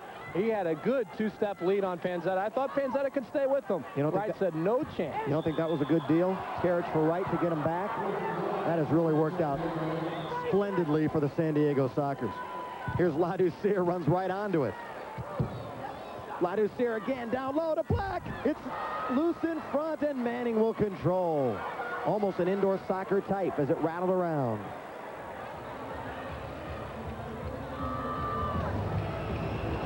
That outlet really went to no one. Sort of a mystery. Now it's 2-on-3 the other way. Right wing Cacho will join in. Receive the pass from Ladouceur. Sockers in control of the tempo and the game, and that's what's so important. On the road, they're controlling the tempo. They have Baltimore completely confused, baffled, and I'll tell you right now, there's not a lot of players out in Baltimore that's feeling it. No one is dancing, making anything happen individually. Everybody's looking for somebody else to light the fire, and it ain't happening. Hermes tees it up, blocked by Metric. Reynolds knocked down by Hermes. That's a foul. Restart, and Reynolds is hurt. He was shaken up the shift before and had to go to the bench. He'll stay out there now. Remember, Reynolds was doubtful before the game started. We're going to take a break. 7.5 to play in the third quarter. Be right back to the Baltimore Arena with the Sockers on top 4-1.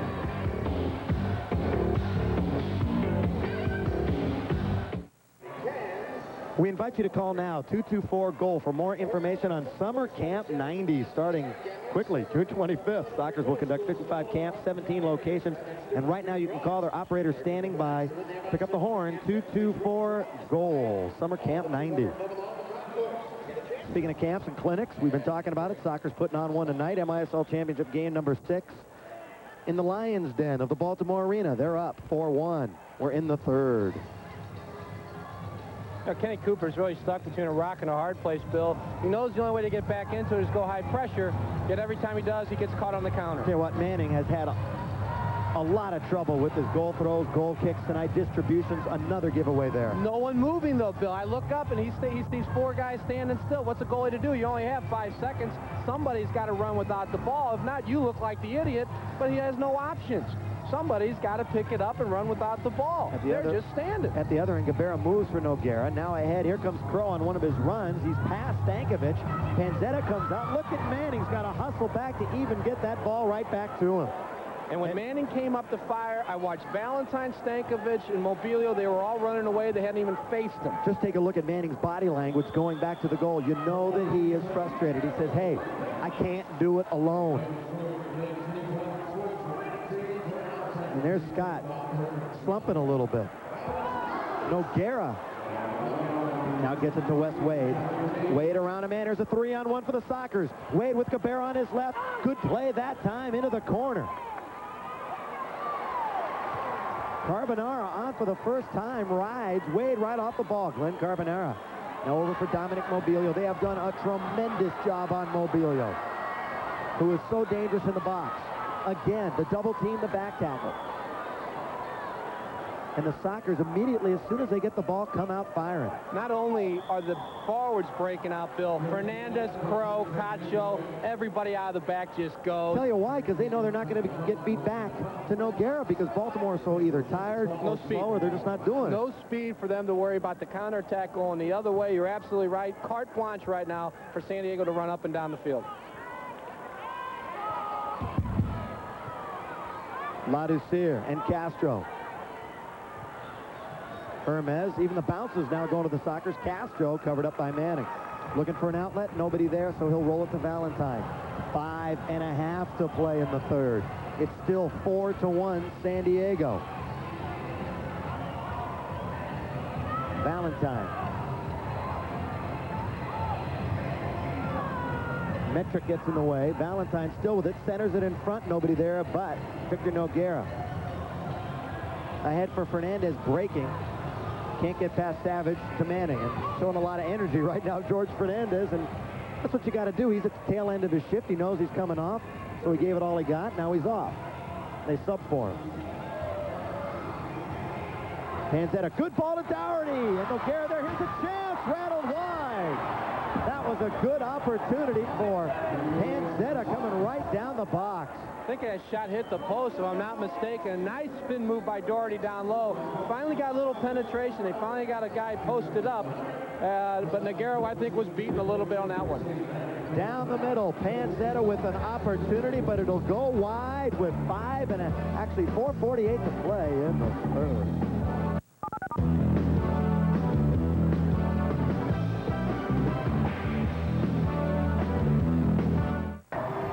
Good opportunity for the Blacks, down 4-1 with 4:48 to play in the third. Billy Ronson, top of the circle. Dougherty let's go, but now Black will control. Hermes clears.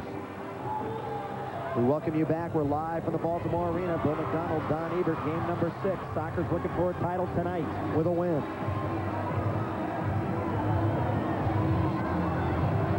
Ronson.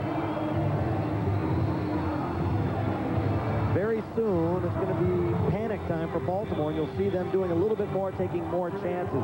4:22 left, but it starts creeping in your mind that that fourth quarter is around the corner. Well, I really think before this quarter goes out, they have to net one back.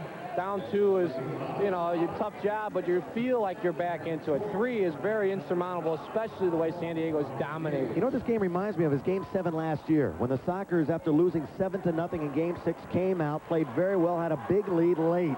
Baltimore pulled the goalkeeper for the 6th attacker, came back and almost tied it up. Here's Ronson. Very similar. They were dead to the world last year in Game 7 before the tail end. Well, Newman pulled the trigger very early, I thought, in Game 5 with over 7 minutes. He went 6th attacker, got back in the game down by 3 goals. You know, you're going to have to start looking at Cooper, maybe doing it very soon in the 4th as well. You know what's interesting? There was talk as we get a penalty by Dougherty, and he could get some more. I was going to say there was talk that some people thought Newman didn't pull the keeper soon enough in the last game. But now Dougherty will go off for 2 minutes. He's talking to Noguera.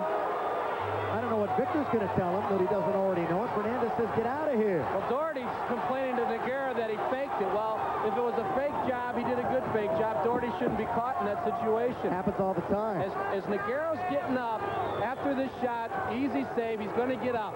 Nothing here. Doherty supposedly gives him a little slap. Now watch. Now this is all swan dive. He's faking, but Doherty put himself in that position. You get a better look at it here. Doherty's trying to make something happen, Bill. You talk about frustration. Save. Falls dead. There's without any doubt it's not loose. And a little push. Now Victor makes it look much more dramatic. And that's what Doherty went back to and said, hey, give me a break. It's a bad call. Sockers will take it. And you can understand why Doherty is so upset. Now Eric Geyer, the Wolf fan, upset on the San Diego bench. But the replay clearly showed smart play by Victor. Give him credit. But the contact minimal. Now the Sockers with 3.5 to play in the third. What a chance here to put it away. Doherty for ungentlemanly conduct. Big shot back post. Up, over, and out. 5 attackers on 4 for the next minute 37. And Kenny Cooper now talking to his veteran, Mike Stankovic. Got to get those heads up right now on the bench. He knows he's got a big coaching job ahead of him right now. Mentally, his team's out of it. They're losing their composure. Clock's ticking against them. They're at home. You don't think these guys feel the pressure and hear the boos? They know what's happening. And you got a red-hot, all-cylinder San Diego team that's clicking right now. Right on the power play. Corner of the box. Tries to force one past Metric. Cleared to Nogueira. Crowd now all over Nogueira, who holds his mouth for effect at the other end. Here's Hermes in on goal. Good save that time by Scott Manning off of his shoulder. Stood up well. Well, you talked about it with Bronco. He might have been piped into us because he's standing up well. No, I think they definitely spoke to Scotty Manning at halftime and said, hey, you're flopping. He did stand his ground. Hermes was looking up top. He was trying to bend it with the left foot, but Manning did very well. Good year again for Wad Hermes. Seems to be so happy back in San Diego. 29 goals, led the Sox, 40 points. The guy just never was happy in L.A. He belongs and has performed very well in San Diego. You know, it's interesting. Not many great numbers for San Diego players during the regular season as Segoda's in front, and it's blocked away. But during the playoffs, Hermes, Quinn, and others putting up some big numbers. Power play for the next 50. 4-1 game. Hermes out for Quinn. Quinn dances around one, can't get around Valentine. All right now. We'll play it for Castro and for Quinn. 2:26 to play, third quarter. Don Ebert will be with Ron Newman between periods. Segoda looking for space. Out for Quinn, the quarterback. Right side is right. Down low, Castro and Hermes. Segoda scores! Bronco Segoda with the big right foot from outside. And it's 5-1. San Diego with 2:10 to play in the third.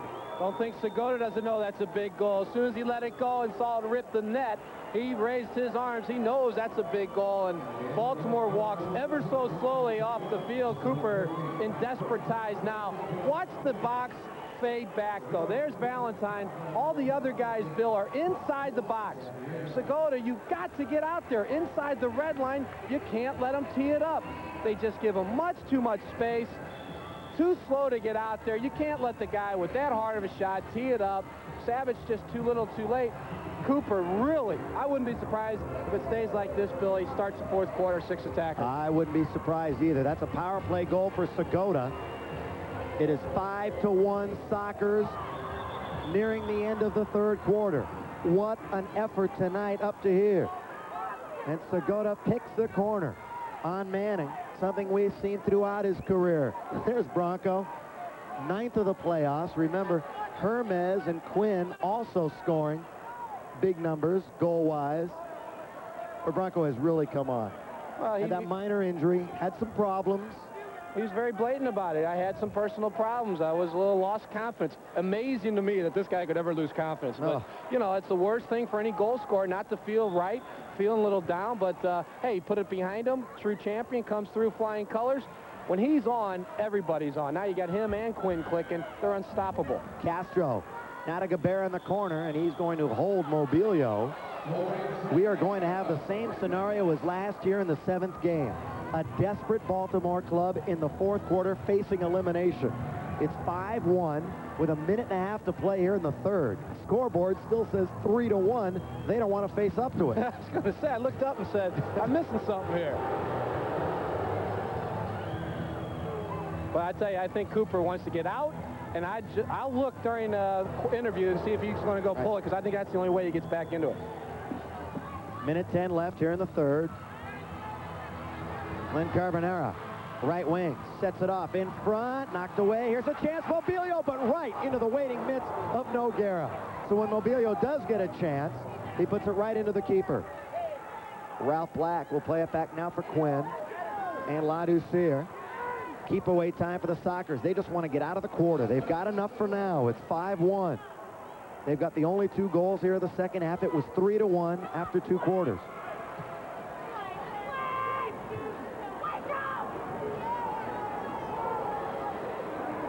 Goals by Wright and Segota here in the 3rd quarter. Half a minute to play. Midfield, Troy can't control. Ladouceur will play it back now for Ralph Black. And you see Baltimore now just doing a lot of chasing. They will have to take chances. Manning cannot hold on to it. And Segota almost had a gift. Well, Scott Manning may be hurting. Remember, he took one flush in the face 7 seconds into the quarter from Paul Wright. And now there's 5 in the quarter. With 3, with 2. And as Cacho clears, the quarter ends. 3 complete at the Baltimore Arena. 15 minutes is that man away from his 8th indoor title. We are live. MISL Championship game number 6. 1 away from a title. The Sockers lead 5-1. And it's time now for the Coach's Report, brought to you by the Auto Trader. Whether you're buying or selling a vehicle, pick up a copy of the Auto Trader. With the coach, Don Ebert. Coach, 3 quarters. I don't know if you can play any better. The counterattack style that you introduced in this game is working very well right now. It's brilliant. I think we probably should have been a few more goals up, really, but we can't be too greedy. The boys are working great defensively, and that's where it all begins, as you know, Don. 4-goal lead, 15 minutes away from a title. What did you tell the guys right now? Just concentrate on what we've been doing all along. Don't change it. Don't ease off on the effort. Nothing's won yet. 15 minutes away from another title. Good luck, Coach. Back up to you, Bill. Kenny Cooper has pulled the goalkeeper. It's a resort that we knew he would have to go to at this point. Down 5-1, the long face. And a brilliant career. And as we have said before, the only black mark has been his inability to beat San Diego in the championship series. The crowd on its feet. That's Billy Ronson with the keeper's uniform on. Eerily similar to last year, the 7th game. If you remember it, San Diego played flawless through 3. Here tonight, same story. 27-14, leading 5-1. Baltimore on the 6th attacker, crowd on its feet. Let's see if the Blast can get back in. Ronson not a metric. 15 long minutes for San Diego. Ralph Black sends it to the other end of the field, trying to curve in, but Ronson will collect. The difference this year, though, than last, is you've got the ability to send it the full length of the field now without worrying about the 3-line violation. And that is something that has come into play time and time again this year when you're going against the 6th attacker. Here's the ball up, over, and out. Kick-in blast. This is game 6. Sockers up 3-2 and 5-1 in the contest. Dominic Mobilia, remember him. Remember him from last year. So far, he has been in check, held in check, has led the Blast in goals both years with this team that he's been with Kenny Cooper. Ronson, shot by metric block. Noguera will come out, keeping composed, out now for Quinn. We'll play it up for Paul Wright. Paul Wright battling Valentine at midfield. Black, and now Quinn. And as we spoke, and Don Ebert now joined us once again, sixth attacker time as we suspected. Well, he had no choice. Just listening to Kenny Cooper a little bit, he realizes right now his team's very down, is hoping this tactic will breathe a little life. But Bill, one goal into the empty net, and it will deflate the blast, and it will be over. So it's a gamble, but I think it's a gamble he had no choice but to make now. We played 1:15 here in the fourth quarter. Paul Wright with Ronson trying to struggle back. Wright shoots, and that's going to go up, over, and out. The glass not as high here as in some other arenas, so you take the risk of shooting it into the seats. But Paul Wright been up and down this floor tonight. Well, and the scary thing is, if you're a Blast fan, no one can run with them. What a year. 24 goals, 16 assists. Good, steady playoff this year. You can see what he did last year as a member here in the league. But I like Paul Wright. And in this situation, Bill, Baltimore doesn't have anybody who can keep up with him. I just send it long and let Paul Wright go run onto it because he's the fastest player by far on the field. 7,628 tonight on hand at the Baltimore Arena. Stankovic down by 4 goals. Ahead is Rusty Troy. Sends it left side now for Peter Ward. Shot. That's a controlled blocker save that time by Noguera. Taken now by Segota with Ronson back. Segota tries to curl it in, and he puts it into the seats. Right now, soccer's just getting a little greedy. We're just a couple minutes in, and they're trying to fire it in from the length of the floor. You know, but they're feeling it, Bill. Right, they're feeling it. I mean, they're hot. Everything's clicking. Right now, that goal looks so big to all these guys. They're trying to ice it. The next goal, I mean, it will deflate Baltimore. This is their last gasp effort to get the team pumped back up again. You know, they're just feeling it right now, San Diego. I'd keep popping it there, too. 2 minutes gone. Fourth quarter. Sockers lead 5-1. And they spread the wealth around tonight goal-wise. Segota, Wright, Black, Hermes, and Quinn. I'd say so. 5 different goal scorers. Ronson, Freddie Thompson in deep. Looking back post, Rusty Troy couldn't get it. Cleared by Fernandez. That's one thing the Sockers have done well, is guard that back post. Now, there has been no balls they've gotten through. Right there, Stankovic looking for it. Doherty. There he is, in on goal. Saved by Noguera. Stood up well. Do you notice how Noguera stands up? He goes on his knees, but makes his body big. He doesn't flip-flop, doesn't go down on the ground. He's down to get a side of the ball, but he's up. You have to really chip to get over Noguera. He goes down, but he doesn't flop. He's always in position. Ward blocked by Gabera. Up ahead now for Quinn. Ronson, last line of defense, but Rusty Troy will help out. That's one thing you run the danger of when you're the sixth attacker. You can't really pull forward. You've got to lay back a bit. But you've got to have that speed from Ronson. Now, Baltimore's got to be thinking of at least a couple of sixth attackers because there's no way that Ronson can remain out there and stay fresh. No, he's good for about 4 or 5 minutes, then you got to change him up. And now with the new rule of changing on the fly, it's no real big deal as it was before. Hermes takes it over. 11:45 left in the game. San Diego leads by 4. Crowd hushes as we wait for the call. Herb Silva now will come over to Joe Manfrey, the referee in the box, and they will discuss things. A little powwow over the near side, and the ball will go to Baltimore. Ronson stays on, as does Stankovic, Mobilio, Metric, Valentine. San Diego counters with Wade, Hermes, Cacho, Fernandez, and Crow. San Diego can wear the crown if they can hold on for the next 11:37. Ronson, big shot from outside, almost gets past the screen, and then Metric puts it into the seats. Goal kick, Victor Noguera. Well, they really don't have any choice but to keep peppering. Quit looking for the perfect tap-in goal. Baltimore's got to let it fly. Remember now, Summer Camp 90 starting on June the 25th, and Summer Camp 90 features the San Diego Sockers. Call now, 224-GOAL to register. 224-GOAL, and if you call right now, somebody is there to take your phone call. Long lead, taken easily by Ronson. Here he comes. Hermes up the forecheck. Sockers on a change. Wade off the bench. And again, this one goes up, over, and out. An inordinate number of balls into the seats in the last few minutes for Baltimore. And now here is the change. Bruce Savage comes on. Billy Ronson gets a pat on the back from his coach, Kenny Cooper. And it'll be Bruce Savage now patrolling the nets with a sixth attacker uniform on. 11:18 left, fourth quarter. 5-1, Sockers. There's Bruce. Well, it's going to be his job. He won't go as forward as much as Ronson. Ronson's more of an attacking forward midfielder type. Savage is going to lay back a little more, but they really haven't done any good job of penetrating San Diego. Really haven't developed anything close to a dangerous effort. Everything's been on the perimeter. I'd like to see him crash it some more. Make it happen. It's not going to happen for you. You got to force some things to happen down low. At midfield, Sockers will control again, and Brian Quinn will kill off some precious seconds. Over for Paul Wright. Ralph Black waiting to come on. Now he steps on. He waited. Ralph Black, that's a smart play. He wasn't sure. He counted everybody on the field before he stepped on. No time to take a silly penalty. Throw now for Quinn. 10:40 remaining in the game. You want a frustrating situation? Be down 4 goals in the final game and have the other team play keep away like San Diego is right now. You can't get the ball. You're getting dog-tired. You know the clock's ticking away on your year, and they make you so frustrated, so angry, you start doing stupid things. San Diego does this so well.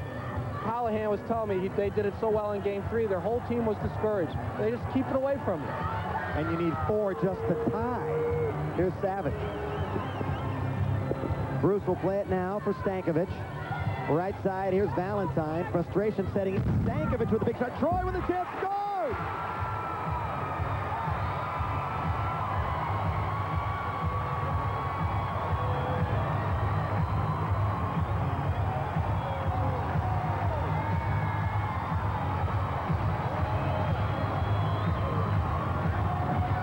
Rusty Troy, and it's now 5-2, and that's what you don't want, this crowd back into it. Well, it started with a big shot from the outside. Get something happening. Nice volley by Troy. Well taken first time out of the air. But Stankovic is the key. Crack it in there. Get it in the mixer. Hit somebody. Let's create a break. Quit looking for the perfect goal. Troy buries it. I promise you, Billy, next 2 minutes, they're going to be flying right now to try and cut it even more. That'll give Baltimore that little pump now that they needed. It's 5-2. Still 10 minutes left. Troy from Stankovic at the 4:56 mark. 3-goal lead for the Sockers, trying to hang on and win the title. Here's Ralph Black. Gets around one, tripped up by Panzetta. No call taken by Doherty. Here comes Baltimore. It's Ronson back as the 6th attacker. The Savage has gone to the pond. Mobilio on with Doherty, Thompson, Troy, Stankovic. Stankovic again from the outside. Taken now by Quinn. Long lead for Cacho, too far. Will be run down by Ronson. Mobilio wants to set it up and now will. The quarterback is Ronson. San Diego doing a smart thing here, forechecking, not letting them come in unattended. Something Baltimore did not do in Game 5. They sat back. I think the best kind of 6-attacker defense is pressure defense. Now the Blast set it up. 5-2. Troy from Stankovic just a moment ago. Another shot looking for Mobilio to redirect. Here's Thompson. Chance for Doherty. Blocked away brilliantly that time by Black. In front, Mobilio can't get a boot on it as he was alone at the back post. Now they're buzzing around the hive. Here's Troy. Troy moving in on goal. Shot. Score!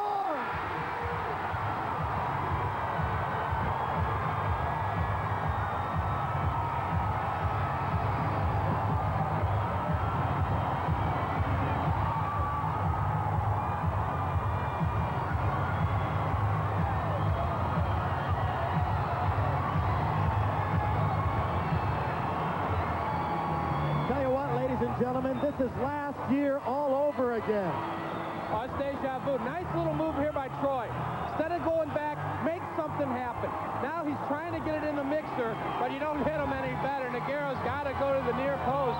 He fired it to the far post, but instead of playing safe and knocking it back, Billy, he forces it, goes towards goal. New game, 5-3. You don't often say this up 5-3, trying to protect, but you need a goal right here. The Sockers need a goal into the empty net.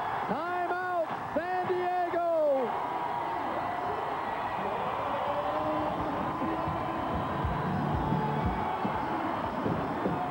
Be back to Baltimore, 5-3 Sockers.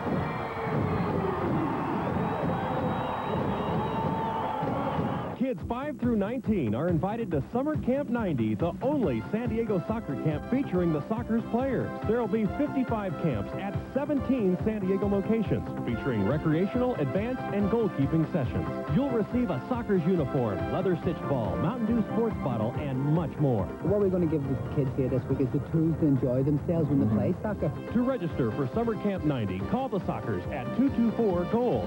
Call 224-GOAL.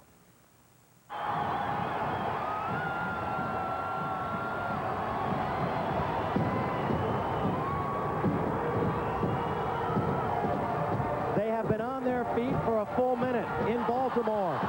8:49 to play in the game. It's now 5-3 San Diego. We're live at the arena. Sockers looking for the title tonight. Wes Wade, that's still Billy Ronson in the net. Cacho, going to be taken away by the blast. Here they come. They've scored 2 in a row to get this crowd and themselves back into it. Valentine. Still 8:28 to play, and the Sockers really have not had a good opportunity at the other end. In fact, shots on goal, 7-0 in the fourth quarter. This will belong to the Sockers. It's just like, you know, how can you play as well as San Diego did, totally dominate? Now you look up, still over 8 minutes left, and it's a game again. You look back at all those chances that rattled the post and crossbar. They shouldn't even be sweating this game out, but hey, Baltimore is a-coming right now. That's what Ron Newman said himself. He thought they should have been up by more. Wade knocked down. Is there a whistle? No. The West Wade dragged down. No call. Baltimore now will set things up. San Diego won't get another call this whole game. Let me tell you, the referees are going to put it in their pockets and let them decide. Don't be looking for any cheap fouls now. Taken away by Wes Wade. He sends it. He scores! Wes Wade from midfield steals and scores. 8 minutes to play. It's now 6-3. Big play by Wes Wade. You want to talk about popping balloons? Wow, it's a 3-goal advantage again, and Wes Wade now joins the scoring parade. Just a lackadaisical ball by Ronson. Wade does a great job, doesn't hesitate. You're right, the bubble has burst right here. It's now 3. 6-3, 8 minutes to play.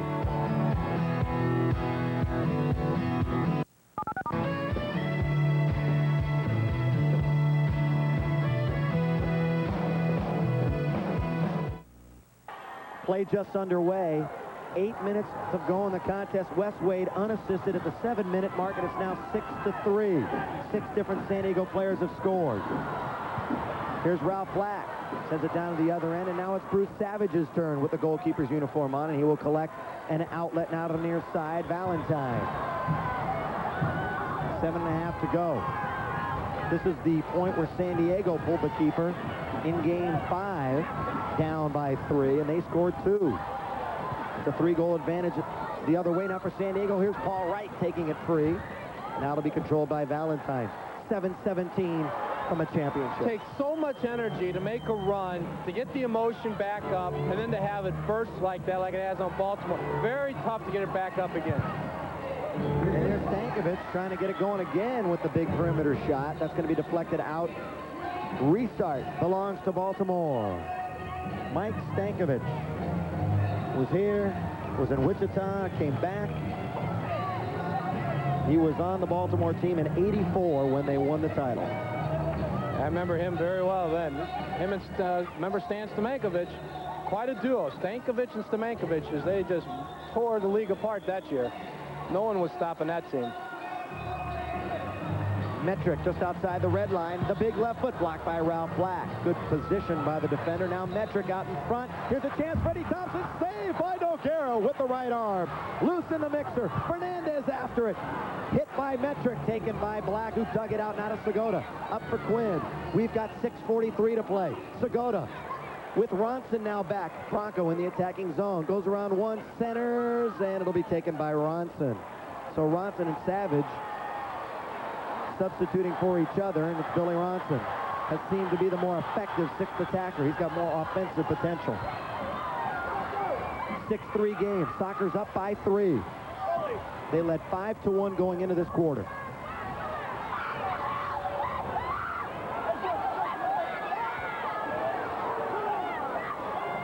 Quinn will play it off for Ralph Black. 6 minutes to play. Out of the melee comes Doherty. And now Ronson sets it up again. Hermes out on top with Quinn. Down low, Black, Ladouceur, and Fernandez. Valentine, Ronson, Stankovic, Dougherty, Ward, and Troy. The 6 attackers for Baltimore. Baltimore's got to get it moving quicker, Bill. Just very lackadaisical up front. Get it open, hit it, get it in the mixer, get something happening. This isn't getting anything done. Noguera takes it out of the air. Look out. He and Rusty Troy now going after it. 5:25 left. 3-goal lead for San Diego. They lead in the series 3-2. Best of 7. Ladouceur trying to go up and over the back of Stankovic. Can't. And now Baltimore will start up again. San Diego makes a change. West Wade on for Brian Quinn. 5:10 left.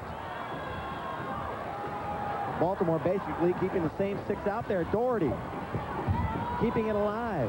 Ward will send it back out for Stankovic. He's got to fire from out there. Well, he's got to move up. I don't know why Stankovic is playing out there. Move up so when you get the ball, you're in position to score. He's playing more like he's the 6th attacker, waiting to play defense. He's got to cheat and get up there. He should have been in position to crack it. 15 or 20 feet off of the defender. Now Noguera will let fly length of the field, looking for Wade, who had the last goal. Down he goes, ball at midfield. Change up, Crow comes on. That's a bad ball, going to be taken by Black. He'll just clear it. 4.5 to play, and it hits the seats.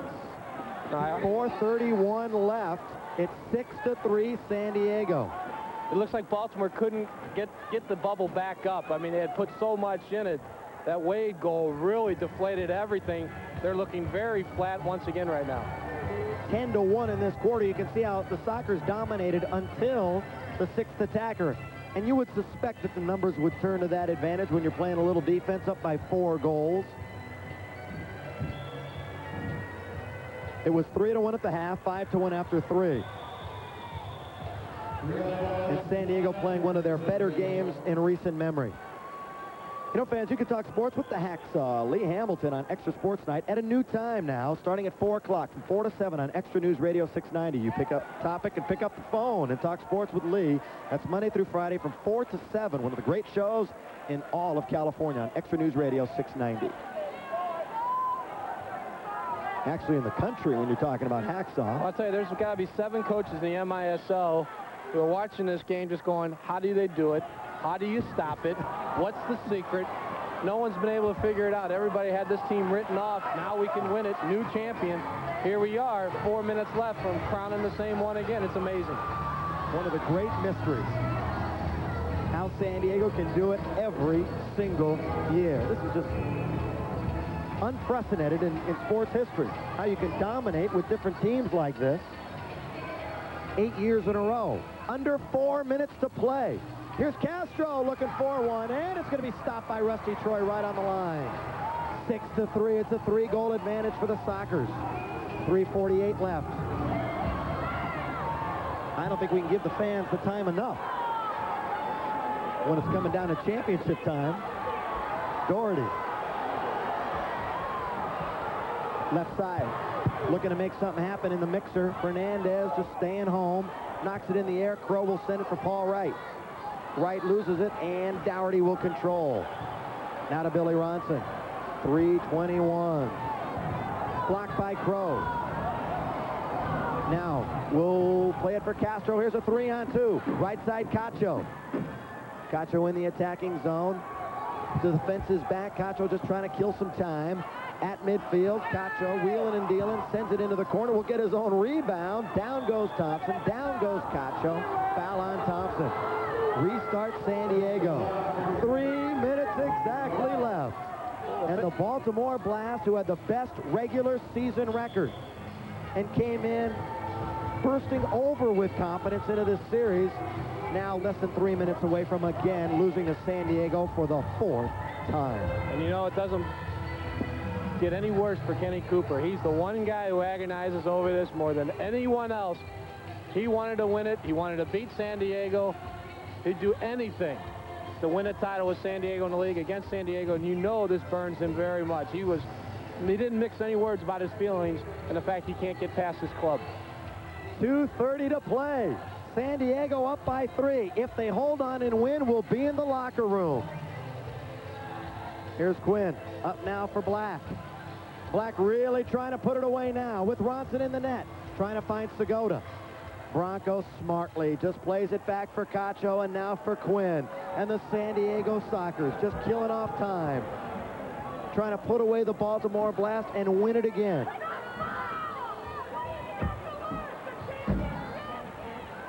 A regular season that really saw nothing go right. They couldn't win it on the road, and ironically enough, how would it be to win the title away from home? Ronson down low, redirect by Metric, taken by Noguera. He wants to score one, sends it goalward, but it's blocked away by Stankovic. A minute and a half left. Here's a chance for Baltimore down low. That's Carbonara with a shot blocked. Here's a chance now, Quinn.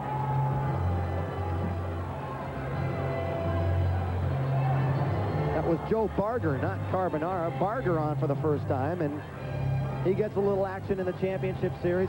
6-3, a minute 20 left. Remember, we'll be in the locker room. Here's Ronson.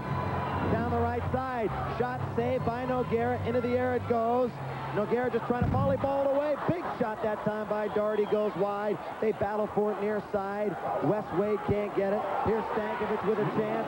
Doherty in front. Centers it through the box, but nobody's home. Under a minute to play. It's been done again. It never ceases to amaze me.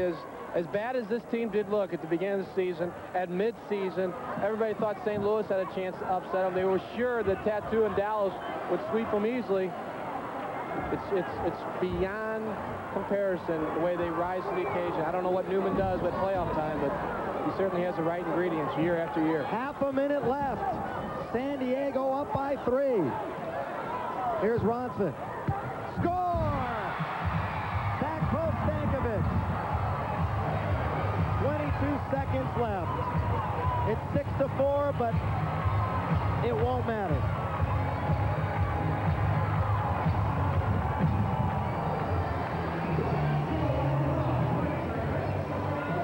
You know, we talked about the back post and how they hadn't given one up. Well, now with 22 seconds, they finally get one. Yeah, they finally found Stankovic all alone at the back post. Not much joy after that goal, though, on Baltimore's part, as they realize, and there's the man I was talking about, Kenny Cooper. I do feel sorry for him. He is one of the greatest coaches this league has ever seen, a great person, never going to be considered on the plateau of Newman, but, you know, only because of his problems against Newman head-to-head. He was hoping this would finally be the year he'd get his credit. It's tough to watch. Kevin Crowe shot hits the post. Out it comes to midfield. 15 seconds left. Black, San Diego up by 2. Here's Crowe. They're going to count it down 10. Shot by Hermes, going to go into the corner, up, over, and out. This will be a restart to San Diego with 8 seconds to play. And Ron Newman and the rest of the San Diego Sockers ready to burst out onto the field. And how about the regular season? No team has ever won the MISL title after having a losing record during the regular season. So just another playoff fact for San Diego, another record for San Diego. That's something. Something to talk about. Yeah. Never write them off. Oh, it's amazing. Cacho with 7 seconds, with 6, with 5, with 3, with 2. 7 might have been heaven, but 8 is great. The San Diego Sockers are the MISL champions again.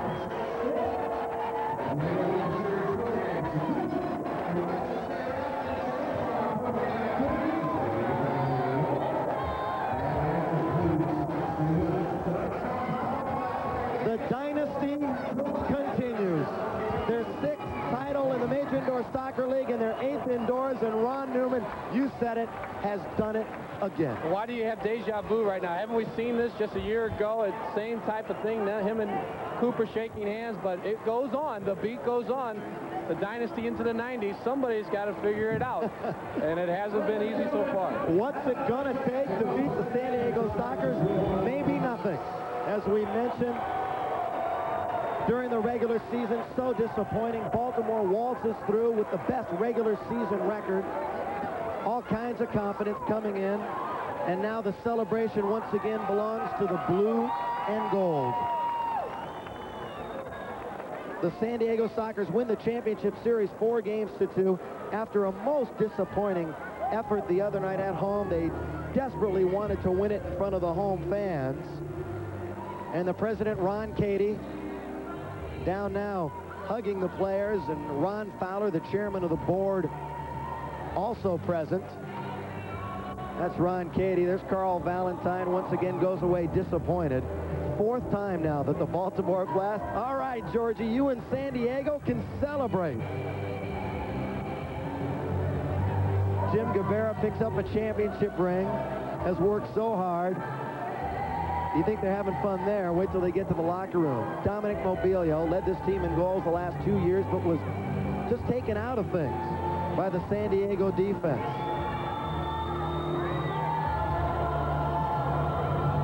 This is a familiar sight. Closing after the title.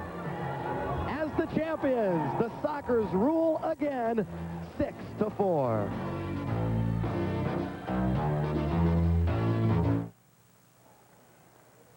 Welcome back to Baltimore. The Sockers win 6-4. They win the championship 4 games to 2.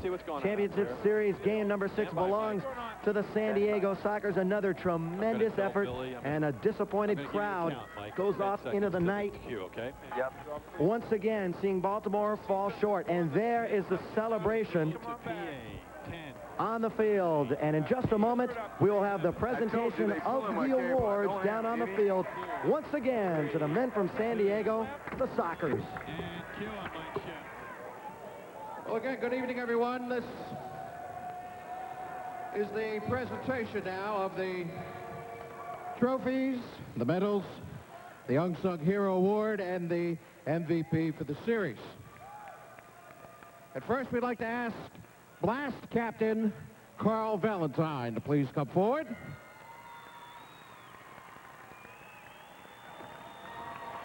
At this time, Commissioner Earl Foreman is presenting to Carl Valentine the silver medallion.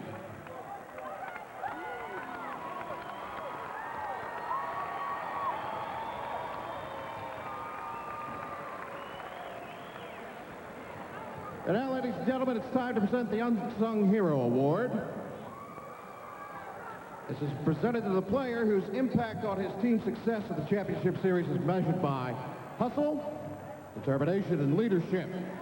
This year's 1990 Championship Series Unsung Hero from San Diego, number 5, Paul Wright.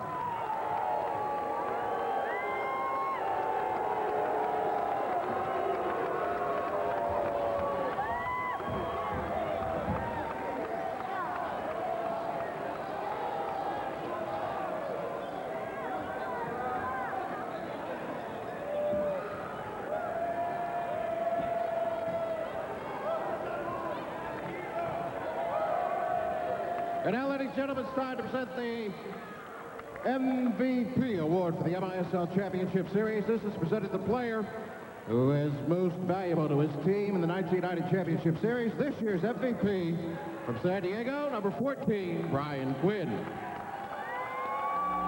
And there he is on the shoulders of his teammates. They knew before it was announced. Brian Quinn, the undisputed leader of the San Diego Sockers, the most valuable player, receiving the award from Commissioner Foreman.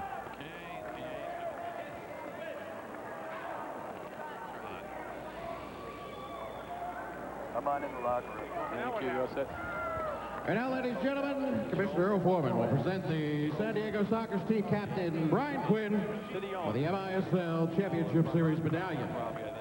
They run around in a circle. Give me a machine and clean tape. Pick it up. Brian Quinn will receive the medallion, and then they will receive the trophy that they have held aloft 6 times in their history. 6 MISL titles, 8 indoor titles. Paul Wright was great. And finally, ladies and gentlemen, Commissioner Foreman will present the San Diego chairman of the board, Mr. Ron Fowler, for the 1990 MISL Championship Series trophy. Mr. Fowler will be given the option to speak if he'd like to. Here he comes way out here. That's the brown coat I'm telling The you. chairman of the board, Ron Fowler. Here he comes all the way. Ron Fowler, congratulations. No more PA. Push in on 2. Ron Fowler holding it aloft, the championship trophy, the chairman of the board, and that is not only for the San Diego Sockers, but for all of San Diego. We're going to give you a little bit of a tease here and tell you there will be a celebration Monday at the Sports Arena at 6 o'clock. We'll give you more details a little bit later on. And remember, we're going to go down to the locker room, too, and get some information. But there will be a celebration Monday night at 6 o'clock at the Sports Arena in San Diego. And the Sockers will be arriving tomorrow at the airport at 1:50 on American Airlines 827. And there it is, the victory lap. The Sockers win it again. I'm ready for them now. Went through all this. They got the trophy. For an interview on 4. May throw to the... Okay, you're filling, Billy. That's Ralph Black with the long manes a-flowing, leading the pack. Paul Wright, the unsung hero. Brian Quinn, the most valuable player. Watt Hermes, once again, with his championship team. The 1989-90 championship trophy belongs to the San Diego Sockers. Victor Noguera, sweet in victory, gets the win in game number 6. Come away from the wall a little bit, Don. Just filming. The Sockers lost the first game, came back, won 3 in a row. Disappointed that they did not win at the Sports Arena the other night, but then they come away with a great effort tonight. Leading 5-1, Baltimore scored too quick to make it 5-3, but then the Sockers really iced it away at the end with a long shot by Wes Wade. And once again, getting together for a championship photo on the floor. 2 years in a row now, the Sockers have won at the Baltimore Arena. Stand by. We're going to the locker room. All right, let's go down to the locker room now. Don Ebert is with the MVP, Brian Quinn. I am with the MVP of another MISL championship banner for the San Diego Sockers. And Brian, you changed it up a little bit. This year, you took it upon yourself to carry the offensive burden. Job well done. Just felt healthy this year, Don. You know, last year the whole playoffs was a struggle for me. We were fortunate to win this year. I think we played better on the night, and between us and Baltimore, you never know who's going to win. Whoever plays well in that evening, and we played well in 4 evenings. It seemed like you guys played very loose, very free. You were knocking it first time, defenders getting involved, forwards going back. It seemed like you had it all clicking. Everybody enjoyed themselves, where they looked very tentative. I think that we realized that if we come back here tomorrow night, it's really a crapshoot. Whoever decided to schedule them was absolute disgrace.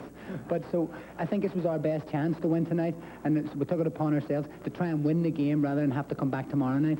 And now, what do you go from here? 1990 is another banner. Where do we go from here, Quinny? I'm just going to sit back and enjoy the World Cup, Don, and then look back and see what's going on next year. You just got to keep going. It's fun.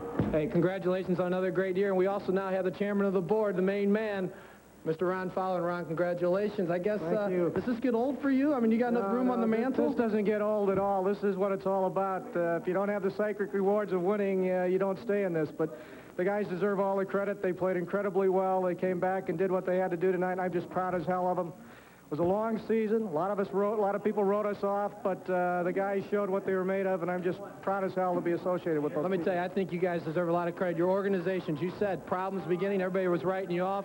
The whole organization somehow always gels at the right time. I think it's something that everybody in the organization should be very proud of. It's a close group. They're great guys. There's a lot of camaraderie with this group. They play well together. They work well together. And when they put their minds to something, as they did in this playoff, they're not going to lose. They're going to win it. Well, Ron, thank you for joining us. Job well done. And one of the main man who stirs it all up, the coach, did it again. Yes, there we go. Thank you, Quinny. Ron, taste the champagne. Number 8 for you. Beautiful job tonight. Oh, I think the boys are absolutely magnificent. We didn't win, luckily, did we? I mean, we were brilliant tonight. I mean, we won fair and square. And I'd just like to say that the boys left at home. We wish you were here, Ben, Arturo, Renee, Stevie. We're sorry you're not here to enjoy this, but make sure you're all right when we get home. Let me ask you real quick, Coach, do you just feel that you have certain strategy and you know you matched up well with Baltimore? It seems like your team always plays well against this club. You have the inner knowledge that you can beat them. Well, we thought we could today. We really felt comfortable playing on the road. There's a lot more pressure playing at home in front of our fans, you know. We wanted so much to win in front of our fans, but it made us too nervous. We got here, and I felt the reverse was true. They were going to be nervous in front of their fans. We were loose as a goose tonight, loose as a goose. Well, you played great. Thanks very much, Coach. You enjoy it, Coach. Back up to you, Billy. They're going crazy. And it's good to see Don Ebert getting that champagne bath instead of me down on the floor. But congratulations once again to Ron Fowler, Ron Cady, Ron Newman, As they said, the boys that were here and the boys that were home and all the fans of San Diego who helped for another championship, the 8th indoor in San Diego history. Let's take a look at the scoring tonight. First of all, for the Baltimore Blast, who were disappointed one more time. Doherty, Troy had 2, and Stankovic 4 goals tonight for Baltimore. They had a great run at the end. 3 fourth quarter goals to make it close. Now for San Diego. And 6 different players scored tonight. Quinn, Hermes, Black, and Wright scored on some great plays. Segota from Quinn, his 9th at the 12:50 mark of the 3rd. And Wes Wade, maybe the biggest goal, putting it away unassisted at the 7-minute mark of the 4th quarter after Baltimore had scored 2 6-attacker goals and moved to within 5-3. Final was 6-4. San Diego wins it again, their 6th MISL title. The Baltimore arena is empty, but they are having some fun in the San Diego locker room. Back with more in a moment. Roll it. There it is. Read it, San Diego fans. Another championship, 6-4 in game number 6 over the Baltimore Blast. And Don Ebert, let's take a look at the final stats. Well, the final score, obviously 6-4. Shots on goal, San Diego 30-29. Basically, 4th quarter, 6-attacker got Baltimore those shots. Good defense in front of Nogueira all night. He only had 12 saves. Manning, 9 saves, 6 in the back of the net, though. Power play the key. San Diego scored in that 1 power play. 0 for 1 for the Blast. So once again, the San Diego Sockers reign as champions of the Major Indoor Soccer League, and Don Ebert is back here, and he looks... well, he's not disheveled enough for me. Every time I've gone in there the last 3 times, I've come out there soaked, losing ties, losing shirts. It was just getting going, though, when you left. I got pulled out. I told the producer, get me out of there. They're having a lot of fun. It's a great tribute to them, something I've never had the enjoyment of, but a job well done. They earned it. You talked about it, and I've discussed it with many, many people. How do they keep doing it? I mean, you could throw that question out every single year for the last 4 or 5 years. Different teams that Ron Newman has put together, and I think that is what is so amazing. It's not the same guys. Yes, there have been some mainstays, as in Crow and Quinn, but the supporting cast changes year in and year out. But something is right in San Diego chemistry-wise. Well, you know, if they had Zungul, V, Perez, Segota, and all those guys every year, you'd say they got the best talent. You know, easy. Right. Those guys aren't all there. And he always seems to blend the young with the old, and how those young players constantly go into the system, contribute, make it all happen is beyond me. It's a tribute to Newman, the system, the players. They get along well. They constantly interject young players. They got it down pat. Somebody in this league's got to figure out how to beat them. And we want to thank everybody from the San Diego Sockers organization for letting us in on this championship one more time. And, of course, the management from Prime Ticket. Without Prime Ticket, we wouldn't be here having so much fun. And our producer, Tom Fick, our director, Doug Freeman, and everybody else that travels on this little traveling circus of ours when we go around the Major Indoor Soccer League. And Don Ebert, you were disappointed as a player never winning a title, but it's always fun to be here when a title is taken, especially by the Sox. It's fun to be around it. I tip my hat to him. It's a lot of fun just to be here, be a part of it. Hey, it's a great feeling. I wish him all the best. To do it 8 times, though, is incomprehensible to me, let me tell you. It is. 8 is great for the San Diego Sockers, and we would like to remind you that Prime Ticket has presented the 7-time champion San Diego Sockers, brought to you by your San Diego County Hyundai dealer, where you get more than you paid for.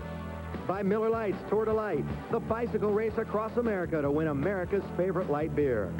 And by your 200 Southern California Goodyear Tire and Certified Auto Service Centers. Remember, nobody fits you like Goodyear. The final score, once again, 6-4. Remember, Monday night at the Sports Arena, 6 o'clock, we'll have a party for you, the fans, and the Sockers will be there. And for everybody, once again, our entire crew at Prime Ticket, we want to congratulate the San Diego Sockers on their 6th MISL title here tonight, beating the Baltimore Blast 6-4. For Don Ebert, I'm Bill McDonald. We'll see you Monday night at the Sports Arena. Good night, everybody.